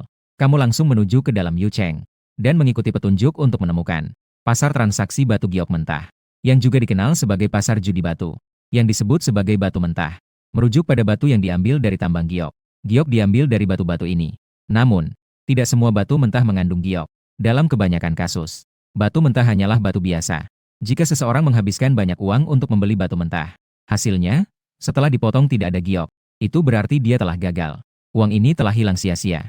Namun, jika di dalamnya ada giok setelah dipotong, semakin tinggi kualitas gioknya, semakin banyak keuntungan yang didapat. Pernah ada yang menghabiskan lebih dari 100.000 untuk memotong sebuah giok hijau kerajaan jenis kaca. Langsung dijual lebih dari 1 miliar. Ada juga yang menghabiskan 500 juta untuk membeli sebuah batu asli. Hasilnya hanya memotong sebuah giok yang nilainya hanya puluhan ribu. Satu jalan menuju surga, satu potong menuju neraka. Itulah yang disebut dengan perjudian batu. Hancur dan runtuh. Terpotong gagal. Begitu kamu baru saja melangkah beberapa langkah ke area perjudian batu, kamu mendengar suara keributan tidak jauh dari situ. Mengangkat kepala dan melihat. Kamu melihat sekelompok besar orang berkumpul di sekitar sebuah area kosong.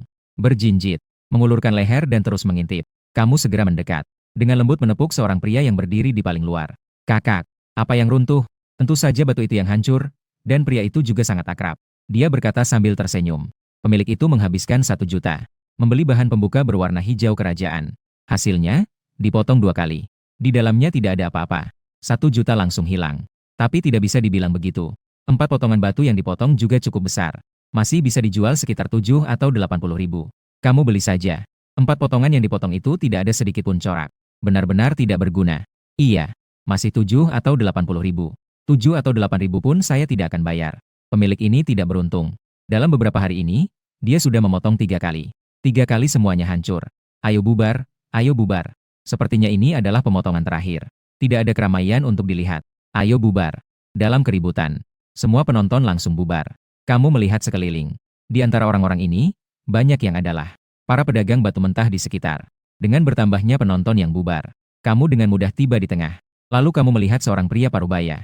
Dia berdiri di sana dengan wajah yang penuh kesedihan. Dan di depannya, tergeletak sembarangan 7 atau 8 batu basah. Melihat permukaan potongan yang rata. Sepertinya itu semua adalah batu giok yang baru saja dipotong. Siapa yang bisa menyangka bahwa batu berharga yang bernilai jutaan dan dicari orang tidak lama yang lalu, saat ini, seperti sampah yang dibuang sembarangan di tanah. 1 potong ke surga, 1 potong ke neraka. Yang dibicarakan bukan hanya manusia, juga asli. Saat kamu melangkah maju, seorang pria yang terlihat seperti pedagang tersenyum, menyapa pria parubaya itu. Hutan Yao, apakah kamu masih ingin batu-batu ini? Jika tidak, jual saja dengan harga murah padaku. Pria parubaya itu perlahan-lahan kembali dari kehilangan yang menyedihkan. Dia melihat ke arah lawan bicaranya dan mengangguk. Baiklah, silakan sebutkan harganya. Penjual itu mengulurkan telapak tangannya. Dan dengan tegas berkata, harganya 5.000. 4 bagian untuk saya. Bagaimana? Mendengar kata-kata ini, Bos Yao melotot. Dan berteriak, 5.000? Kenapa kamu tidak pergi merampok? Batu ini saya beli seharga 1 juta. Menghadapi teriakan keras dari pria bernama Yao, penjual itu tidak marah. Dan dengan senyum berkata, Bos Yao, Anda berbicara seperti orang yang tidak paham. Sebelum dipotong, batu ini adalah batu giok hijau yang sangat berharga. Semua orang optimis tentang itu. Harga tentu saja tinggi. Tapi sekarang batu ini jelas sudah rusak. Lihatlah permukaan potongnya. Jangan katakan ada sedikit corak. Tidak ada pola ular sama sekali.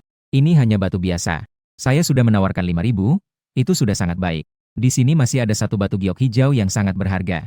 Bos Yao menunjuk salah satu batu yang memiliki sedikit celah giok hijau tua dan berkata, kamu bagaimana tahu di dalam sini tidak ada giok? Penjual itu berkata, dari sudut pandang potongan, Meskipun ada giok, diperkirakan juga tidak akan besar. Lebih mungkin di dalamnya tidak ada apa-apa. Saya melakukan ini karena Anda pelanggan lama. Saya ingin membantu Anda mendapatkan kembali sedikit modal. Penjual itu berkata sambil tersenyum. Lagi pula, setelah saya membeli, saya bisa menipu para turis awam itu. Setidaknya saya bisa mendapatkan sedikit keuntungan. Kamu baik, saya juga baik. Kamu setuju, kan? Mendengar kata-kata penjual itu, kamu tidak bisa menahan tawa. Penjual ini hebat. Jelas-jelas dia memanfaatkan situasi. Namun, kata-katanya tidak terdengar buruk sama sekali. Bahkan membuat orang merasa dia benar-benar peduli. Memang pantas dia disebut orang sosial. Kata-kata itu juga membuat Yo. Ekspresi bos itu sedikit lebih tenang. Namun, 5.000 benar-benar terlalu sedikit. Bos Yo menggelengkan kepala. Menjual dengan harga segini, saya lebih baik terus memotong. Jika saya kebetulan memotong sepotong sebesar telapak tangan. Bagaimanapun juga, ini lebih baik daripada menjual 5.000. Melihat bos Yo sedikit goyah, penjual itu segera menambahkan. Jadi, berapa yang Anda tawarkan? Berapa Anda bersedia menjualnya? 50.000? Bos Yo memberikan angka. Itu tidak mungkin, penjual itu dengan tegas menggelengkan kepala. Paling banyak 8.000 yuan. Hutan Yo. Kalau begitu, saya tidak akan menjualnya. 50.000 yuan? Saat kedua orang itu terjebak dalam kebuntuan, suara yang jernih terdengar dari samping. Kedua orang itu bersama beberapa orang yang menonton di samping. Beberapa orang pun segera menoleh. Mereka melihat seorang pemuda yang tampak muda berdiri di sana. Dari mana pemuda ini berasal? Dia terlihat cukup tampan. TSK, TSK, TSK. Pemuda ini luar biasa. Dia mengenakan merek-merek terkenal. Tidak tahu dari mana anak orang kaya ini muncul. Ini lagi-lagi seorang pemuda yang tertipu oleh mitos batu permata. Pemuda yang dianggap sebagai anak orang kaya oleh banyak orang. Pemuda tampan ini tentu saja adalah kamu. Di bawah tatapan orang-orang, kamu melangkah maju, membungkuk untuk mengambil batu itu dari tanah. Batu asli berwarna hijau zamrud yang cerah. Menghadap kepada Pak Yo dan berkata, 50.000, kan? Aku ambil itu. Pak Yo langsung terlihat terkejut melihat lawan bicaranya. Tentu saja, itu benar, kamu mengangguk. Mengeluarkan ponsel dari saku. Saya bisa mentransfer uang kepadamu sekarang juga.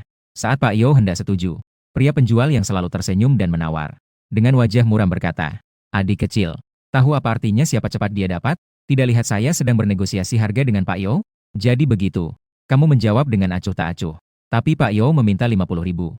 Kamu hanya mau menawarkan 8.000. Bukankah ini berarti tidak ada kesepakatan? Pak Yo di samping mengangguk. Iya, Pak Xiao. Jika kamu bisa menawarkan 50.000, aku akan menjualnya padamu. Pria penjual itu mendengar. Langsung menggigit gigi dengan marah. Mengomel-ngomel dia berkata, hanya orang bodoh yang akan mengeluarkan 50.000. Hanya pemula yang tidak mengerti apa-apa yang akan bertindak sembarangan seperti ini. Sebagai orang bodoh dan pemula yang disebut oleh lawan bicara, kamu sama sekali tidak peduli. Dengan senang hati, kamu mentransfer uang. Lalu kamu berkata kepada guru yang berdiri di samping mesin pemecah batu. Jadi, tolong bantu saya untuk memecahkan batu ini. Melihat bahwa kamu jelas adalah wajah baru. Sang guru berkata, bos, aturan di sini. Tidak peduli apakah ada yang berhasil mengeluarkan giok atau tidak. Harus membayar biaya tenaga kerja dan kerusakan alat sebesar 200 yuan. Baiklah. Kamu dengan mudah mengeluarkan 200 yuan dari saku. Jika berhasil mengeluarkan giok, masih ada amplop merah. Mengenai kata-katamu, lawan bicara jelas tidak peduli. Lagi pula, sudah bekerja di sini selama bertahun-tahun. Setiap tahun menerima orang yang datang untuk memecahkan batu, tidak kurang dari 8.000. Yang benar-benar bisa mengeluarkan giok sangat sedikit. Sebagian besar sudah hancur saat dipotong. Namun, sang master tetap tersenyum dan memberikan ucapan selamat. Semoga bos bisa mendapatkan giok yang harganya melonjak. Tidak butuh waktu lama. Sekitar 100 orang segera berkumpul di sekitar tempat pemotongan. Lagi pula, pemotongan batu secara langsung memang sangat mendebarkan. Dan hal-hal yang dinantikan. Apalagi, dengar-dengar, yang akan dipotong adalah batu yang sebelumnya dibeli orang lain dengan harga 1 juta yang dibeli dan kemudian hancur saat dipotong. Itu semakin membuat orang penasaran dan menunggu. Bulan Juni, pasar giok sedang sepi. Pengunjung yang datang ke pasar giok belum banyak. Banyak pedagang yang berjualan di pasar. Dan para pedagang ini sudah berbisnis di sini selama bertahun-tahun. Mereka sudah saling mengenal satu sama lain. Lau Xiao, kamu juga di sini. Apa yang terjadi? Beberapa pedagang baru datang. Melihat pedagang pria yang sebelumnya menawar dengan Bos Yo. Dia bertanya. Bos Xiao jelas masih terjebak dalam kemarahan karena kamu merebutnya. Dia berkata dengan nada tidak baik. Situasinya bagaimana? Hanya seorang pemula yang merasa uangnya terlalu banyak. Menghabiskan 50.000 untuk membeli batu pecah hanya untuk mempersiapkan pemotongan. Ketika para bos itu melihat, mereka langsung bertanya dengan rasa ingin tahu. Apa yang sedang terjadi? Siapa yang membuat Bos Xiao marah? Di samping, beberapa pedagang yang menonton pertunjukan itu tertawa dan menceritakan kembali apa yang baru saja terjadi. Ternyata ini adalah pemuda dari luar. Tidak heran dia berani mengganggu Bos Xiao. Haha, dia pasti tidak tahu posisi Bos Xiao di Ruili kita. Kalau tidak, Bahkan dengan 10 nyali pun dia tidak berani mengganggu. Bos Xiao, tenangkan diri. Bukankah itu hanya batu pecah yang hampir hancur? Tidak perlu dipikirkan. Yang penting adalah keselamatan diri sendiri. Beberapa bos segera memberikan nasihat. Dari sikap mereka yang menyenangkan Bos Xiao, bisa dilihat bahwa identitas Bos Xiao ini mungkin memang tidak biasa. Sisi lain, setelah kamu membayar, menyerahkan batu permata hijau yang dibuka kepada ahli pemotong batu. Menerima batu mentah itu, ahli itu bertanya, "Bos, bagaimana Anda ingin memotong batu ini?" Kamu tertegun sejenak. Bertanya, apa artinya? Bahkan di kehidupan sebelumnya, kamu sebenarnya tidak pernah benar-benar bermain dengan batu taruhan. Tentu saja tidak tahu bahwa ada banyak teknik dalam memotong batu ini. Dan mendengar perkataanmu ini, para penonton di sekeliling langsung tertawa. Bahkan tidak tahu bagaimana cara memotongnya. Ini jelas-jelas menunjukkan bahwa dia adalah seorang pemula. Haha, siapa yang bilang tidak? Anak orang kaya. Memang suka bertindak sembarangan. 50.000 yuan. Pada dasarnya hanya untuk melihat keramaian. Sementara itu, Bos Xiao yang berdiri di samping juga menunjukkan ekspresi mengejek. Pemula ya tetap pemula. Tidak mengerti cara memotong batu saja berani mengganggu saya. Layak kamu kehilangan uang. Di tengah tawa orang banyak, ahli itu menjelaskan padamu tentang cara memotong batu. Ada yang langsung memotong batu asli. Juga ada yang perlahan-lahan mengikis di sepanjang bagian jendela. Yang pertama bersih dan rapi. Seseorang memotongnya dengan sekali tebas. Segala sesuatu di dalam terlihat jelas sekilas. Yang kedua lebih memakan waktu. Namun, jika di dalamnya benar-benar ada giok, maka bisa memaksimalkan. Menyimpan giok dengan utuh. Setelah mendengarkan ilmu pengetahuan populer sang master, kamu mengangguk. Kalau begitu, mari kita gerinda di sepanjang permukaan yang dibuka. Oke, sang guru mengangguk. Lalu dia mengambil sebuah alat dan mulai menggerinda di sepanjang bagian yang dibuka. Di tengah suara gesekan yang tajam dan menyengat, kulit luar yang ada dengan cepat tergerinda. Kemudian, sebuah sapuan hijau yang cerah muncul dari tumpukan serbuk itu. Perlahan-lahan terlihat. Ini adalah ketika melihat tumpukan serbuk batu itu. Yang muncul adalah sapuan hijau itu. Semua orang di sekitar terbelalak. Saat pengrajin batu mulai membuka aliran air, permukaan yang telah diasah menjadi jelas dan bersih. Sebuah goresan berwarna hijau tua sebesar permukaan bola pingpong. Dengan jelas terlihat di depan semua orang. Wah, harganya naik. Ternyata di dalamnya benar-benar ada giok. Melihat warnanya, masih hijau kerajaan, ya. Naik, naik. Sekarang, penonton di sekitar pun menjadi bersemangat. Adik kecil, jangan diasah lagi. Saya tawarkan 100.000. Jual batu ini kepada saya. 100.000 itu apa sih? Adik kecil, saya tawarkan 200.000. Dalam sekejap, suara tawar-menawar di sekitar pun segera terdengar. Melihat pemandangan ini, Bos Yo yang menjual batu itu langsung terkejut. Wajahnya menunjukkan penyesalan yang mendalam. 300.000 ya? Seandainya saya memotongnya sendiri. Sekarang saya bisa menjualnya seharga 300.000. Dan Bos Xiao di sebelah itu bagaimana? Dalam kecemburuan. Juga dipenuhi dengan kemarahan. Batu giok ini seharusnya miliknya. Di tengah teriakan orang-orang, sang ahli pemotong batu menatapmu dan bertanya, "Bos, apa pendapat Anda?" Kamu melambaikan tangan. "Lanjutkan mengasah. Tolong perlahan sedikit. Nanti pasti akan memberikan Anda amplop merah besar." "Baiklah." Sang ahli pemotong batu menjawab dengan senang. Ia menundukkan kepala dan melanjutkan mengasah. Di bawah stimulasi uang, sang ahli tentu semakin teliti. Maka, di bawah tatapan semua orang, kulit batu asli itu perlahan terkelupas. Dan tidak terlepas satupun. Yang muncul di depan semua orang adalah seberkas hijau tua yang mencolok. Itu adalah warna hijau kerajaan. Meningkat lagi. Astaga. Jangan-jangan di bawah ini semua hijau kerajaan. Bagaimana mungkin ini? Dua sisi potongan itu jelas tidak ada sedikit pun bintik atau pola ular. Suasana di lokasi langsung ramai. Dan para bos kaya itu juga mulai berteriak dengan semangat. 1 juta. Adik kecil. Jangan menghapusnya. Jual 1 juta padaku. Kamu sudah mendapatkan banyak. 1 juta itu tidak ada artinya. Adik kecil. Aku tawarkan 1,5 juta. Aku tawarkan 2 juta.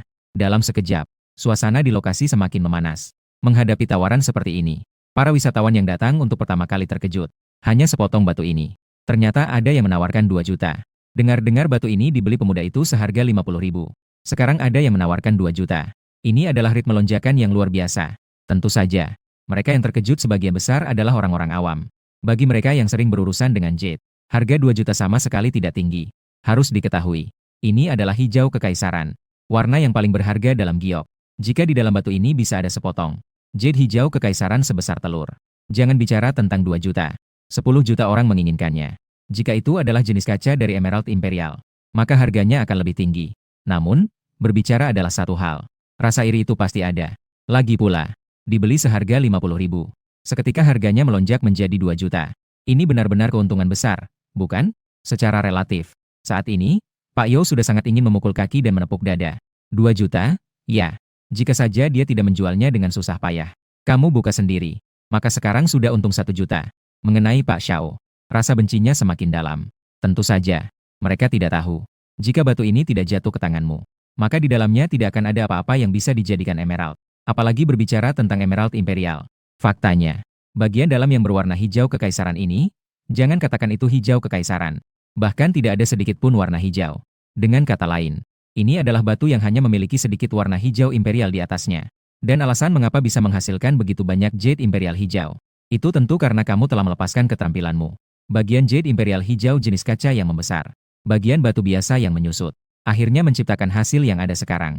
Di tengah tatapan banyak orang, luas jade imperial hijau itu semakin besar. Seiring dengan semakin besarnya luas jade imperial hijau itu, kerumunan orang yang mengamati juga semakin banyak. Namun suara percakapan semakin sedikit. Semua orang menahan napas. Melihat layar yang diletakkan di kedua sisi tengah. Itu adalah layar yang disediakan pasar untuk memudahkan kerumunan di sekeliling melihat pemotongan batu. Layar yang diletakkan dengan sengaja. Dan kamera mengarah tepat ke meja pemotongan batu itu. Setelah sekitar setengah jam lebih pemotongan batu. Batu jade imperial hijau yang sebesar kepalan tangan orang dewasa. Akhirnya juga sepenuhnya dipoles. Saat melihat batu jade yang mengkilap dan hijau tua di atas meja pemotongan batu. Semua orang melotot. Ini adalah jade imperial jenis kaca. Di tengah kerumunan, seseorang berteriak tanpa suara. Detik berikutnya, seluruh kerumunan meledak.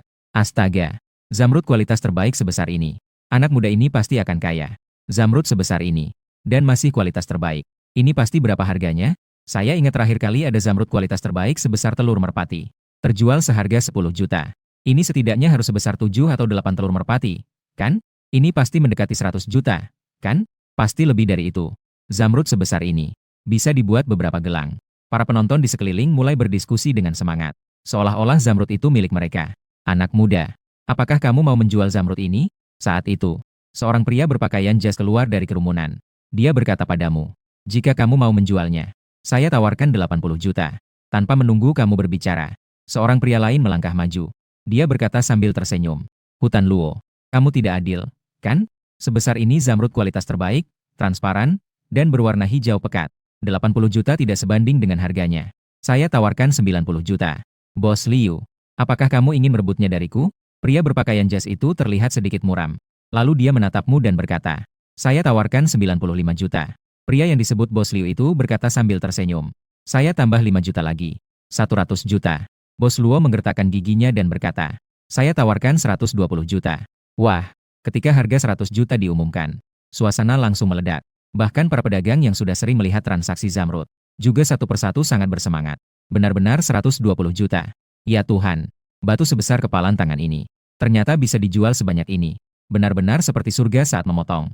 Jika dibandingkan dengan kegembiraan para penonton ini. Bos Yo tampak muram. Seperti kehilangan orang tua. 20 juta baru saja mengalir dari tangannya. Dia terhuyung-huyung. Tidak bisa menahan diri lagi. Jatuh ke tanah. Tidak baik. Seseorang pingsan. Cepat, cepat panggil ambulans. Orang ini sepertinya adalah pemilik asli batu kasar ini. Dialah yang menghabiskan 1 juta untuk membeli yang asli. Hasilnya, setelah dipotong 2 kali, semuanya gagal. Lalu dia menjual jendela zamrud itu. Hijau kepada anak muda ini. Zamrud senilai 120 juta. Hanya terjual 50 ribu. Saya juga akan pingsan. Di tengah pembicaraan orang-orang, petugas medis dari Wucheng segera datang. Seorang dokter memeriksa dengan terampil, tidak ada yang serius. Bawa ke rumah sakit untuk diberi sedikit oksigen. Lalu, beberapa perawat maju dan mengangkat orang itu ke tandu. Dibawa pergi. Untuk pasien yang pingsan saat bertaruh batu seperti ini. Mereka sudah terbiasa dengan hal ini. Dan selama waktu Yo Bos dibawa pergi, penonton di sekitar juga semakin banyak. Banyak pedagang dan pengunjung di Wucheng mendengar. Di sini telah dipotong zamrud dengan harga selangit. Mereka semua berbondong-bondong datang. Ada juga banyak orang dari perusahaan perhiasan. Dan setelah Bos Luo menyebutkan 1 miliar, Bos Liu tampak sedikit ragu. Ini membuat Bos Luo sangat bangga. Adik kecil, bolehkah saya melihat zamrud ini? Saat itu, ada seorang lelaki tua mendekat. Dia tersenyum dan bertanya padamu. Kamu melihat orang itu? Mengenakan pakaian tradisional Tiongkok yang rapi. Di pergelangan tangannya ada seuntai gelang rohan yang rumit. Rambutnya sudah memutih. Tatapannya tajam dan penuh semangat. Dan dengan munculnya orang tua ini, kerumunan di lokasi kembali bergejolak. Ah, itu adalah Tang Lao. Bagaimana dia bisa datang ke sini? Dia adalah ahli zamrud yang sangat terkenal. Dia juga adalah presiden kehormatan Asosiasi Batu Yushi Provinsi Yun. Kamu mengangguk. Tentu saja, Tuan. Silakan. Tang Lao dengan hati-hati mengangkat zamrud sebesar kepalan tangan itu. Dia mengeluarkan senter kecil dari saku. Dia melihat zamrud itu dengan teliti. Kemudian dia mengangguk. Memang ini adalah zamrud kualitas terbaik, transparan, dan berwarna hijau pekat. Dan juga masih hijau penuh. Setelah Tang Lao mengucapkan kalimat ini, itu berfungsi sebagai penentu situasi. Membuat orang-orang di sekitar yang awalnya hanya mengamati. Beberapa orang dari perusahaan perhiasan besar. Tiba-tiba mulai berpikir. Dan setelah kalimat Tang Lao ini keluar, Bos Luo langsung menjadi cemas. Saudaraku, jangan berpikir lagi. Jual saja padaku. Kamu pasti tidak rugi. Batu yang dibeli seharga 50.000. Dijual seharga 120 juta. Jika ini masih dianggap rugi, maka tidak ada pebisnis yang bisa bertahan di bumi ini. Mengenai harga ini, kamu pasti juga sangat puas. Sebelumnya menjual emas. Untuk mencegah kebocoran rahasia. Bolak-balik mencari beberapa toko perhiasan. Bekerja keras selama beberapa jam tidak menghasilkan jutaan. Sekarang kurang dari 1 jam. Dengan mudah menghasilkan lebih dari 1 miliar. Menyenangkan, bukan? Tentu saja. Yang lebih penting adalah, untuk orang lain, menghasilkan zamrud kualitas terbaik, transparan, dan berwarna hijau pekat adalah hal yang sangat sulit. Tetapi bagi kamu, asalkan kamu diberi sebutir, bahkan jika itu hanya serbuk, zamrud kualitas terbaik, transparan, dan berwarna hijau pekat yang seukuran itu, kamu bisa menghasilkan sepotong besar zamrud dengan kualitas yang sama. Kali ini jika bukan karena batu kasar yang dipotong. Batu kasar itu terlalu kecil. Kamu benar-benar berniat untuk langsung menghasilkan yang sebesar semangka. Namun, saat kamu bersiap untuk mengangguk setuju, suara yang ceria dan merdu tiba-tiba terdengar dari samping. 200 juta. Kami di Xiangrui Jewelry menginginkannya. Di lokasi. Dengan suara ceria ini terdengar. Seketika suasana menjadi hening. Semua orang seolah-olah tercekik secara kolektif. Memanjangkan leher. Membuka mata lebar-lebar. Seolah-olah ingin melihat siapa yang mengeluarkan harga tersebut. Dan di tengah keheningan itu, suara ketukan yang nyaring tiba-tiba terdengar. Di tengah ratusan tatapan yang gelisah, seorang wanita bertubuh tinggi. Dengan rambut panjang dan mengenakan sepatu hak tinggi, dia masuk ke kerumunan di bawah pengawalan beberapa pengawal. Sampai di depanmu. Tersenyum dan mengulurkan tangan padamu. Selamat pagi. Saya adalah manajer umum Xiangrui. Nama saya Qin Bing. Selamat pagi. Manajer Qin. Namaku Jiang Xiazen. Kamu menjabat tangan orang itu. Sangat lembut dan halus. Setelah berjabat tangan denganmu, Qin Bing melirik sekeliling. Dengan suara keras dia berkata, batu zamrud ini kami. Xiangrui Jewelry menawar 200 juta. Jika ada teman yang bisa menawarkan harga lebih tinggi dari ini, bisa memberikan penawaran? Para pemilik perusahaan perhiasan yang memiliki ide. Para pemilik perusahaan perhiasan yang sebelumnya tertarik dengan batu giok ini. Para pemilik perusahaan perhiasan dengan ide-ide. Kamu lihat aku lihat kamu. Akhirnya memilih untuk menyerah. Berdasarkan perkiraan mereka, nilai akhir dari batu giok ini diperkirakan sekitar antara 200 juta hingga 220 juta. Jika mereka memberikan penawaran lebih tinggi, maka keuntungan akhirnya akan semakin sedikit. Daripada begitu, lebih baik menyimpan uang untuk membeli yang lain, yang memiliki ruang keuntungan lebih besar. Lagi pula, di sini adalah tempat yang kaya. Tidak kekurangan batu giok. Setelah melihat sekeliling, melihat tidak ada yang menjawab, Qin Bing tersenyum. Lalu berkata padamu, Tuan Jiang, saya tidak tahu apakah Anda bersedia melepaskan batu giok ini untuk dijual kepada kami? Tidak masalah, kamu mengangguk. Namun, saya punya satu syarat. Silakan katakan. Qin Bing berkata, apakah di tempat saya ada batu giok yang kualitasnya lebih baik? Saya ingin membeli beberapa untuk dibawa pulang kepada keluarga. Wajahmu menunjukkan sedikit rasa malu. Saya tidak memiliki banyak pengetahuan tentang zamrud. Jika membeli sembarangan, takut ditipu. Mendengar kata-katamu ini, orang-orang di sekitar yang mengaku sebagai ahli batu taruhan dan memiliki banyak pengetahuan tentang zamrud, satu persatu merasa putus asa hingga ingin menabrak tofu. Siapa yang bisa menyangka bahwa seorang pemula yang tidak memiliki pengetahuan tentang zamrud dan batu taruhan ternyata bisa memotong zamrud kualitas terbaik. Ternyata berhasil memotong sebuah zamrud kualitas terbaik, transparan, dan berwarna hijau pekat. Qin Bing juga tidak menyangka bahwa pihak lain akan mengajukan pendapat seperti itu. Dia tidak bisa menahan tawa kecil. Dan seiring dengan tawanya, aura dominan yang semula menyelimuti dirinya, seolah mencair seperti angin musim semi. Sangat mempesona. Ini benar-benar sebuah keindahan yang bisa kuat dan lembut. Qin Bing berkata sambil tersenyum. Tidak masalah, Tuan Jiang. Saya akan segera membawa Anda ke toko perusahaan kami. Di bawah 1 juta, silakan pilih sesuka hati. Ini bisa dianggap sebagai hadiah pertemuan pribadi dariku untukmu. Melihat masalah selesai, para penonton mulai pergi satu persatu. Di tengah kerumunan, kamu tidak menyadarinya. Tatapan penuh kebencian dari pemilik Xiao. Setelah memberikan amplop merah 20.000 kepada Master Liao, kamu pun pergi bersama Qin Bing ke Xiangrui Jewelry. Yang cukup mengejutkanmu adalah, ternyata, Pak Tang juga pergi bersama mereka. Setelah ditanya, baru tahu. Ternyata Pak Tang adalah konsultan senior di Xiangrui Jewelry. Di jalan, kamu menerima pesan singkat dari bank. Saldo masuk 200 juta. Karena kakak bilang bahwa Yu Cheng menerapkan kebijakan bebas pajak. Jadi kamu tidak perlu membayar pajak sama sekali. Mulai sekarang, kakak juga bisa dianggap sebagai miliarder sekarang. Untuk perhiasan Xiangrui, Dengan perkenalan dari Qin Bing, kamu memilih sebuah gelang dari zamrud kualitas terbaik, sebuah kalung patung Buddha dari zamrud kualitas terbaik, dan sebuah cincin jendela zamrud. Cincin itu adalah hadiah untuk ayah. Gelang itu adalah hadiah untuk ibu. Dan kalung jenis es itu tentu saja untuk Zhang Xiaoyan. Lagi pula, dia adalah wanita pertama dalam hidupku. Tidak boleh diperlakukan kurang baik. Selain itu, kamu memilihkan diri sendiri satu patung PCU zamrud kualitas terbaik. PCU hanya makan dan tidak buang. Melambangkan hanya masuk dan tidak keluar. Bagi pesaing dalam bisnis, itu bisa dianggap sebagai pertanda baik. Jika keempat barang ini dihitung berdasarkan harga pasar, harganya bisa lebih dari 2 juta. Namun Qin Bing melambaikan tangan dengan besar, menyatakan semuanya adalah hadiah untukmu. Kamu juga tidak berlebihan. Segera mengucapkan terima kasih dan menerimanya. Itu dianggap sebagai menerima kebaikan dari pihak lain. Nanti, aku akan mendapatkan satu lagi zamrud kualitas terbaik untuk dijual kepadanya. Lagi pula, kamu baik, aku baik, itu yang sebenarnya baik. Setelah membeli zamrud, Qin Bing tiba-tiba mengingatkanmu. Tuan Jiang, saya dengar zamrud itu kamu dapatkan dari tangan Tuan Xiao dengan merebutnya. Kamu mengangguk sedikit. Bisa dibilang begitu. Jadi, kamu harus lebih berhati-hati beberapa hari ke depan. Jika tidak ada masalah, lebih baik pulang lebih awal. Qin Bing mengingatkan. Latar belakang Xiao Bos agak rumit. Ada dugaan keterlibatan dengan kelompok gelap. Juga ada keterlibatan dengan pengungsi dari Myanmar. Kali ini kamu merebut 200 juta dari tangannya. Dia pasti akan mengingat dendam ini padamu. Begitu kamu mendengar, hatimu terasa hangat. Kamu tersenyum dan berkata, Manajer Qin, terima kasih atas pengingatmu. Jadi begitu. Yang penting kamu tahu. Qin Bing mengangguk. Sayangnya, saya harus pergi sebentar lagi. Jika tidak, kamu bisa ikut saya. Saya akan mengantarmu ke bandara. Tidak perlu. Manajer Qin, saya masih ingin bermain di sini selama 2 hari lagi. Kamu menolak dengan senyuman. Jika kamu datang ke Yongcheng nanti, saya mengundangmu makan. Jadi, itu sudah disepakati. Qin Bing tersenyum. Kantor pusat perusahaan kami berada di Hangzhou. Jaraknya sangat dekat dengan Yongcheng. Begitu kamu mendengar, seketika kamu tertawa. Serius? Seharusnya saya kuliah di Hangzhou. Nanti kita harus mengandalkan manajer Qin untuk lebih memperhatikan kita. Apa maksudnya? Tanya Qin Bing dengan bingung. Apa artinya seharusnya belajar di Hangzhou?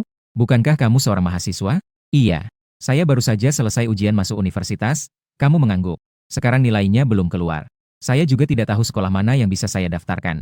Tapi sudah hampir dipastikan di Hangzhou. Melihat wajah adik murah ini yang masih terlihat muda, Qin Bing tiba-tiba merasa sesak di hati. Seorang siswa yang baru saja menyelesaikan ujian masuk universitas, sudah menghasilkan 200 juta. Bayangkan lagi saat saya berusia 18 tahun. Hanya memiliki simpanan ban 7 digit. Bahkan tidak ada sisa dari mereka. Sedih dan frustrasi. Makan siang gratis di tempat kakak murah yang baru dikenal. Mengobrol sebentar lagi.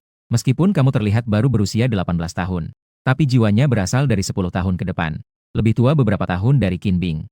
Dan karena pengalaman pribadinya sendiri, pengalamanmu tidak sedikit. Kedalaman yang berbeda dari penampilan luar yang berkualitas. Sangat menarik perhatian Qin Bing. Setelah berbincang-bincang, hubunganmu dengan Qin Bing berkembang pesat. Akhirnya, Qin Bing mengandalkan usianya yang 7 tahun lebih tua darimu. Memaksa kamu memanggilnya kakak. Dan bahkan saling tukar nomor pribadi. Ketika Qin Bing mengeluarkan iPhone, baru kamu ingat, iPhone 3 sepertinya sudah diluncurkan tahun lalu. Namun karena daratan tidak termasuk dalam area distribusi, jadi, tidak banyak yang tahu di dalam negeri. Dan juga tidak menjadi tren. Yang benar-benar membuat penjualan Apple meledak. Masih harus menunggu iPhone 4 tahun depan. Ini adalah perusahaan lain yang bisa mendapatkan keuntungan. Xiaozi, kamu tidak tahu. Sekarang pasar batu giok benar-benar semakin sulit. Sambil berbincang, Qin Bing mulai membicarakan pasar batu giok di dalam negeri. Dan situasi persaingan yang ketat. Ketika kamu mendengar Qin Bing mengatakan bahwa sumber daya tambang giok di dalam negeri sangat kurang, langsung teringat tambang giok palsu di Provinsi Henan. Hatimu tidak bisa tidak bergetar. Kakak Qin, apakah kamu tahu bahwa baru-baru ini ada orang di Nanyang menemukan tambang giok Dushan yang baru? Begitu Qin Bing mendengar, dia tidak bisa tidak merasa bingung. Tambang giok Dushan? Tidak mungkin, kan? Kami telah melakukan eksplorasi di semua pegunungan di sekitar Nanyang dan tidak menemukan apa-apa. Di mana lokasi tambang giok yang kamu maksud? Kamu menyebutkan lokasi yang kira-kira. Qin Bing langsung mengernyitkan dahi. Saya ingat bahwa di lokasi itu seharusnya tidak ada tambang batu giok. Begitu kamu mendengar, semangatmu langsung terpacu. Apa? Kalian sudah melakukan eksplorasi di sana? Iya? Qin Bing mengangguk dan berkata, apakah kamu tidak tahu? Setengah dari giok Dushan di dalam negeri adalah produk kami, Xiang Rui. Sebagian besar tambang giok Dushan di Nanyang juga kami kontrak. Matamu berbinar. Kakak Qin, saya ingin meminta bantuanmu untuk satu hal. Bisakah kamu memberikan saya? Bisakah kamu memberikan saya salinan data eksplorasi itu? Setelah mengetahui bahwa seseorang ternyata merancang untuk menjebak ayah dan ibu Jiang, Qin Bing langsung merasa marah dan tertegun. Dia segera menyatakan akan mengirimkan data itu kepadamu. Tak lama kemudian, Kamu pun menerima laporan eksplorasi tambang giok di daerah Dushan. Sekarang, ada bukti kuat untuk meyakinkan ayah. Namun saat itu, asisten masuk dan mengatakan bahwa dia harus mengejar pesawat. Maka Qin Bing dengan enggan mengucapkan selamat tinggal padamu. Setelah berpisah dengan Qin Bing, kamu segera menelepon ayah untuk menjelaskan situasinya. Ayah Jian terkejut mendengar bahwa putranya telah menghasilkan 200 juta. Secara naluriah membuka matanya lebar-lebar. Zamrud kualitas terbaik, transparan. Nak, apakah kamu baru bangun tidur? Bermimpi saja. Ayah, kamu sedikit merasa putus asa. Tunggu sebentar. Kamu meninggalkan tempat makan. Mencari ban di dekat sini. Kemudian mengirimkan 50 juta ke akun ayah. Setelah beberapa saat, ponsel ayah Jiang mengeluarkan suara notifikasi. Ini adalah suara ayah Jiang yang terkejut terdengar dari mikrofon. Anakku, kamu serius? Kamu mencibir dan berkata, sekarang kamu harus percaya padaku, kan? Ayah Jiang tampaknya masih belum pulih dari kejutan. Setelah mengakhiri panggilan, kamu kembali ke kamar hotel. Mengirimkan laporan survei itu kepada ayah melalui komputer. Kamu percaya, berdasarkan pengalaman ayah yang sudah lebih dari 30 tahun di dunia ini, pasti bisa membuat mereka semua terjebak. Apalagi, dan ada kamu yang hanya menjadi beban di samping. Jadi, sekarang giliran mereka untuk menggali lubang. Sekarang terasa lebih nyaman. Sambil merasa senang, kamu meningkatkan keterampilanmu ke LV5. Memperbesar dan memperkecil LV5. Dapat digunakan pada benda mati dan tanaman. Memperbesar dan memperkecil hingga 100.000 kali.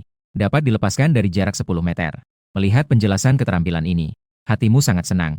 Sebelumnya, kamu selalu merasa bahwa kemampuan memperbesar dan memperkecil ini memiliki satu kekurangan, yaitu penggunaan kemampuan ini harus dilakukan dengan menyentuhnya sendiri. Begitu dilepaskan, kemampuan ini tidak akan berfungsi. Ini sangat membatasi penggunaan kemampuan ini.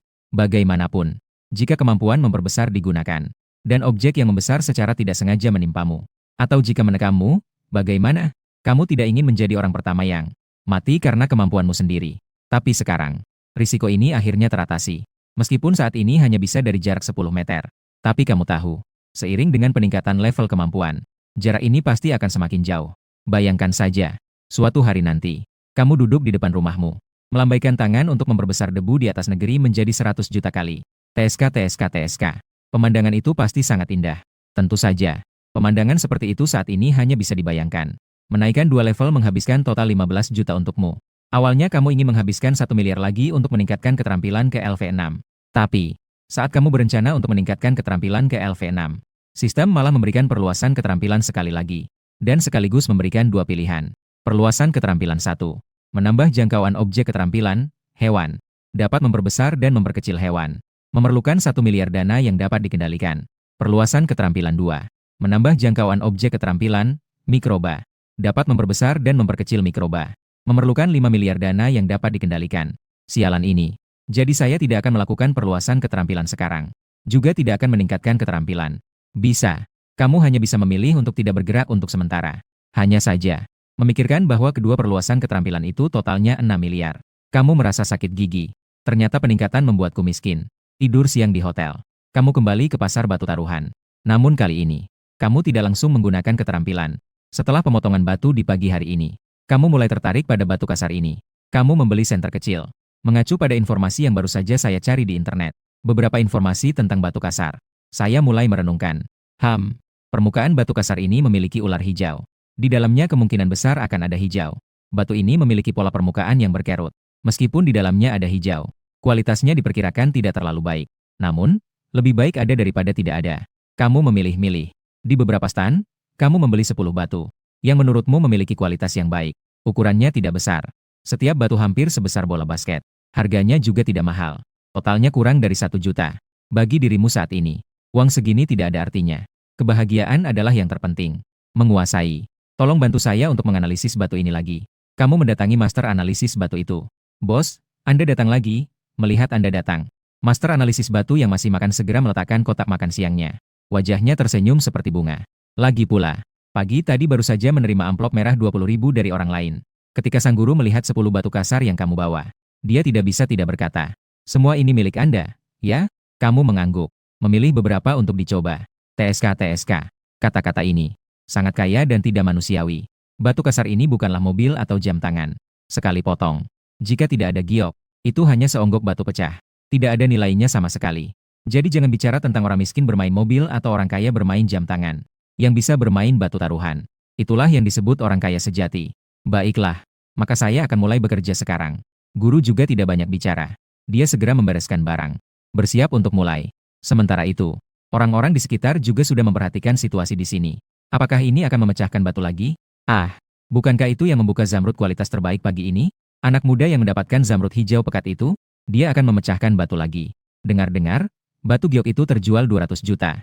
Sangat membuat iri. Anak muda itu beruntung sekali. Pertama kali bermain batu taruhan sudah menghasilkan 200 juta. Segera pergi dan lihat. Semoga membawa keberuntungan. Kamu bilang, apakah kali ini dia bisa mendapatkan zamrud kualitas terbaik? Apakah kamu bercanda? Tidak mungkin ada begitu banyak zamrud kualitas terbaik. Kamu kan sudah tahu. Batu-batu yang dijual di pasar kita. Itu semua adalah produk yang dipilih dari tambang dan grup. Bisa mendapatkan satu potong zamrud kualitas terbaik, transparan. Itu semua adalah hasil dari doa leluhur. Jangan banyak bicara. Apakah bisa mendapatkan zamrud? Nanti kita akan tahu. Setelah penyebaran sepanjang pagi, kamu mendapatkan zamrud kualitas terbaik, transparan. Dan berita tentang penjualan 200 juta sudah tersebar. Menyebar ke seluruh kota. Oleh karena itu, ketika mendengar bahwa anak muda ini baru saja menghasilkan 200 juta dan akan memotong batu lagi, seluruh kota permata segera bergerak. Sejumlah besar pengunjung dan pemilik batu. Toko batu kasar berbondong-bondong menuju meja pemotongan batu. Beberapa menit kemudian, seluruh area pemotongan batu sudah dikelilingi oleh 3 lapisan orang. Tidak ada celah untuk masuk. Kamu melirik sekeliling. Saya melihat banyak wajah yang familiar. Semuanya adalah orang-orang yang kamu temui pagi tadi. Termasuk pemilik Yo yang pingsan dan dibawa ke rumah sakit. Dan pemilik Xiao yang kamu rebut di tengah jalan. Saat ini, pemilik Yo tampak dengan ekspresi yang rumit. Namun sepertinya tidak ada yang serius. Sedangkan pemilik Xiao memiliki wajah yang suram. Dengan tatapan yang penuh amarah. Melihat pemilik Xiao yang matanya menyala. Kamu tidak bisa tidak teringat pada kata-kata yang diingatkan oleh Kakak Qin beberapa waktu lalu. Namun kamu tidak terlalu mempedulikannya. Bos, Anda berencana untuk memotongnya bagaimana? Setelah meletakkan salah satu batu ke atas meja pemotongan, ahli pemotongan batu bertanya. Potong saja menjadi 2 bagian. Kamu memberi isyarat. 10 batu kasar ini semua kamu pilih berdasarkan panduan taruhan batu yang ada di internet. Murni hanya ingin bermain-main. Melatih ketajaman mata. Tidak menggunakan keterampilan apapun. Tentu saja tidak peduli apakah akan merusak. Mungkin ada zamrud di dalamnya. Baiklah, silakan mundur sedikit. Hati-hati, percikan api mungkin mengenai Anda. Setelah memberi isyarat untuk Anda mundur sedikit, Master menutup pelindung. Kemudian menghidupkan mesin. Setelah suara pemotongan yang nyaring, batu kasar dengan cepat dipotong menjadi 2 bagian. Menunjukkan 2 permukaan berwarna abu-abu putih. Ah! Tidak ada hijau yang muncul. Hancur, hancur. Gagal saat memotong. Menghadapi batu yang jelas-jelas gagal dipotong ini. Di tengah kerumunan, ada yang menghela napas dengan putus asa. Ada juga yang bersuka cita atas penderitaan orang lain. Beberapa orang bersikap sarkastis. Hehe, apakah Anda benar-benar menganggap diri Anda seperti dewa? Masih berharap memotong satu bagian akan menghasilkan keuntungan. Lagi pula, mereka masih muda. Setelah merasakan sedikit manis, jadi terbuai. Bahkan langsung membeli 10 batu kasar. Ini benar-benar anak yang boros. Jika itu saya, dengan uang sebanyak ini, langsung pergi ke kota besar dan membeli villa. Lalu beli beberapa mobil mewah. Kemudian ganti pacar setiap hari. Seperti pengantin baru. Masih berjudi apa lagi? Di tengah ejekan dan sindiran orang-orang, Master pemotong batu itu tampak gelisah. Dia bertanya, Bos, menurut Anda sekarang bagaimana? Tidak masalah. Anda melambaikan tangan. Dengan wajah yang tenang. Bukankah masih ada 9 potong? Semua sudah dipotong untuk saya. Tenang saja. Bahkan jika semuanya gagal, biaya tenaga kerja tetap akan ada untuk Anda. Baiklah. Master pemotong batu mengangguk. Menutup pelindung. Menghidupkan mesin lagi. Setelah suara pemotongan, batu kasar dipotong dengan cepat. Semua orang langsung memperhatikan. Ah! Lagi-lagi gagal dipotong. Masih belum ada hijau. Di tengah desas-desus penuh keluhan dan keinginan untuk melihat orang lain menderita, Anda melambaikan tangan. Dengan tenang berkata, lanjutkan. Maka potongan ketiga dan keempat. 3 potong batu kasar bergantian diletakkan di meja pemotongan. Dipotong. Dan semuanya tanpa kecuali gagal. Ini sudah yang keberapa kali gagal dipotong? Sudah yang ke-9. Tidak ada sedikit pun hijau. Nasib ini agak buruk ya. Di tengah kerumunan pembicaraan, suara ejekan yang menusuk telinga terdengar. Pemula ya tetap pemula. Kamu pikir sekali dapat keberuntungan? Bisa setiap kali dapat keberuntungan? Seseorang yang sama sekali tidak tahu apa itu taruhan batu. Masih ingin terus-menerus mendapatkan zamrud. Kamu pikir zamrud ini seperti sayuran yang ditanam di rumahmu? Jika ingin, pasti ada. Haha. Begitu mendengar suara ini, kamu tidak bisa tidak mengangkat kepala dan melirik. Dan melihat bahwa Xiao Bos sedang menatapmu dengan wajah mengejek.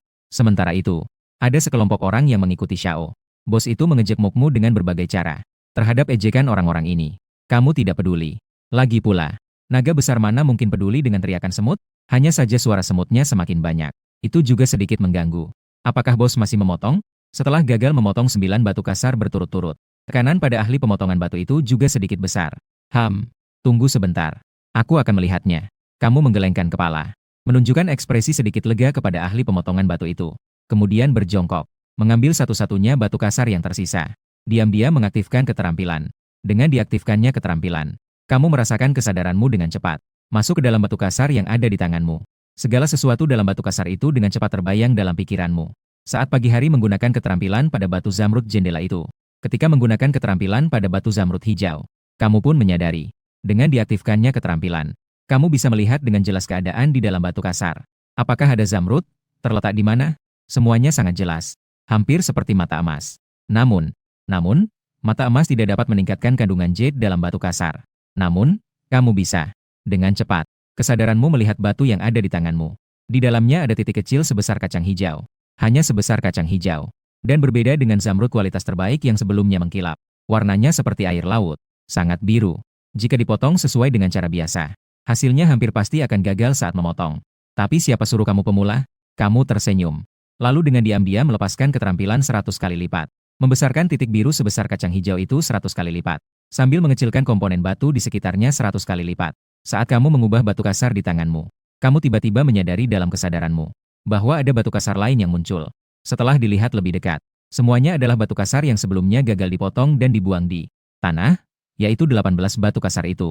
Apa yang sedang terjadi? Saya tidak menyentuhnya. Kenapa itu muncul dalam kesadaranku? Tidak benar. Kamu segera teringat bahwa sebelumnya kamu telah meningkatkan keterampilan ke LV5 yang menambahkan fungsi pelepasan jarak jauh. Ini pasti efek tambahan dari fungsi pelepasan jarak jauh. Pikiranmu terkejut. Segera, kamu dengan cepat menyapu. Di atas 18 batu yang gagal dipotong itu. Sama seperti batu kasar yang ada di tanganmu. Di dalam batu kasar itu tidak ada zamrud yang terpisah. Yang terbesar hanya sebesar ibu jari. Yang terkecil bahkan hanya seukuran butir nasi hijau. Tapi tidak masalah. Sudut bibirmu terangkat. Kamu menggunakan keterampilan memperbesar dan memperkecil pada 18 batu itu. Saat itu, pemilik Xiao sekali lagi berbicara. Nakal. Jika gagal, ya sudah. Segera bersihkan batu-batu ini. Jangan hanya duduk di toilet tanpa berbuat apa-apa. Orang lain juga akan datang untuk memotong batu. Ya, kamu tentu saja mendengar teriakan pemilik Xiao. Namun, dia tidak menghiraukan mereka. Menghabiskan beberapa menit untuk mengubah semua batu kasar setelah diubah. Kamu perlahan-lahan berdiri. Bos, masih mau memotong? Tanya si ahli pemotongan batu dengan sedikit frustrasi. Meskipun batu ini gagal dipotong tidak ada hubungannya dengan dia. Namun, orang-orang di sini percaya pada Feng Shui dan tahayul. Setelah melihat dia gagal memotong 9 kali berturut-turut, siapapun pasti akan merasa bahwa keberuntungannya buruk. Dalam waktu dekat, bahkan tidak ada yang akan mencarinya untuk memotong batu lagi. Ini bagi ahli pemotongan batu yang menghidupi dirinya dengan memotong batu. Sungguh-sungguh memutus jalan hidupnya. Potong. Tapi bukan yang ini. Kamu menginjak batu kasar yang belum dipotong itu. Lalu menunjuk ke batu kasar yang sudah dipotong di sampingnya. Mengatakan, potong batu kasar itu sekali lagi. Ketika kata-katamu ini, si ahli pemotongan batu dan para penonton di sekitarnya tertegun sejenak. Detik berikutnya, terdengar tawa keras dari kerumunan. Haha, dia bahkan ingin memotong batu-batu itu sekali lagi. Ini membuatku tertawa sampai mati. Pemula? Ya. Jangan sampai kalah, ya. Jika gagal saat memotong, ya sudah. Mengapa harus bertahan? Masih mau memotong? Kenapa kamu tidak memotong batu-batu ini menjadi serat? Pemula ya tetap pemula. Mengenai teriakan orang-orang ini, kamu tidak terpengaruh. Dia langsung mengeluarkan 10.000 yuan dari tasnya. Dia menyerahkannya di depan ahli pemotongan batu. Ini adalah biaya pemotongan batu. Tolong potong batu-batu ini sekali lagi. Semua harus dipotong menjadi 2. Bos, ini. Baiklah, terima uangnya. Ahli pemotongan batu tanpa ragu. Segera mulai bekerja lagi. Jadi, di bawah ratusan tatapan ejekan, ahli pemotongan batu mengambil salah satu batu dan membawanya kembali ke meja pemotongan. Dia mengamankannya, menurunkan pelindung, kemudian menyalakan mesin. Suara berisik mulai terdengar. Pisau dengan cepat memotong batu, menghasilkan asap debu yang bergejolak. Dan pada saat itu, sebuah asap debu hijau tiba-tiba muncul di tengah asap debu ini. Ketika melihat asap debu hijau ini, beberapa penonton di lokasi tertegun, lalu segera membelalak. Astaga, muncul hijau. Sungguh-sungguh muncul hijau. Ini pasti palsu. Ini jelas batu yang gagal dipotong. Ternyata bisa hidup kembali. Jangan bicara. Tunggu sampai dipotong baru kita lihat. Mungkin hanya ada sedikit saja. Di bawah tatapan semua orang. Batu kasar yang muncul hijau itu dipotong sepenuhnya. Sambil ahli pemotong batu mencuci 10 potongan dengan air. 2 sisi potongan hijau berkilau muncul di depan semua orang. Astaga, ini benar-benar zamrud. Dan kedua belah pihak memiliki. Ini pasti sebesar 2 telapak tangan. Naiknya sangat besar. Warna hijau ini jangan-jangan adalah minyak hijau? Seseorang bergumam. Kakak, apa itu minyak hijau? Tanya seseorang di samping. Seorang pemula bertanya dengan penasaran. Ini adalah istilah dalam industri zamrud. Ini menggambarkan tingkat kehijauan zamrud. Tingkat hijau tertinggi disebut zamrud kualitas terbaik. Juga dikenal sebagai zamrud. Sedikit lebih rendah. Yang setengah transparan disebut minyak hijau. Yang sedikit lebih buruk disebut hijau kedelai. Mereka yang selama ini berada di kerumunan. Seseorang ternganga. Seseorang berteriak tentang kenaikan besar. Ada juga yang berpengalaman menjelaskan kepada pemula. Seluruh area pemotongan batu ramai. Sementara itu, mereka yang selalu berada di tengah kerumunan. Para pemimpin toko perhiasan yang diam-diam menonton mulai berbicara. Kakak, 100.000. Saya ingin 2 batu ini. Astaga, 100.000? Kamu bercanda? Kakak, saya tawarkan 200.000. Menghadapi tawaran orang-orang ini, kamu tidak tergoda. Langsung melambaikan tangan ke ahli pemotong batu. Ganti 1 batu. Terus potong menjadi 2. Baiklah, potong menjadi sepotong zamrud kualitas terbaik. Membuat ahli pemotong batu bersemangat. Dia segera mengganti dengan batu baru. Langsung saja dengan 1 potong. Wah, sial. Keluar hijau. Naik lagi. Ini sepertinya zamrud kualitas terbaik yang kenyal. Ya ampun. Sekali lagi, sepotong besar keluar hijau. 300.000. Saudaraku. Aku tawarkan 300.000. 2 juta. Adik kecil. 2 juta. Aku ambil ke-4 potongan ini. Kamu tidak terpengaruh. Potong lagi. Maka, satu persatu batu kasar dipotong. Ada yang keluar hijau, ada yang keluar kuning. Bahkan ada yang keluar merah. Melihat potongan-potongan zamrud ini dipotong, semua orang di lokasi dari terkejut menjadi sangat terkejut. Dari bersemangat menjadi sangat bersemangat. Lalu perlahan-lahan kembali menjadi mati rasa. Renchou tiba-tiba melihat begitu banyak zamrud. Semua orang pasti sudah mati rasa. Jika dibandingkan dengan kebodohan orang biasa. Para senior di dunia batu giok masih terlihat sedikit bingung. Kapan memotong batu ini jadi semudah ini? Melihat semua yang muncul dari meja pemotongan itu seolah-olah zamrud. Lalu melihatmu yang tampak tenang di samping. Para senior tiba-tiba merasa hidup ini penuh dengan niat jahat terhadap mereka. Bukankah dikatakan bahwa anak muda ini adalah pemula? Seorang pemula. Sembarangan membeli 10 batu kasar.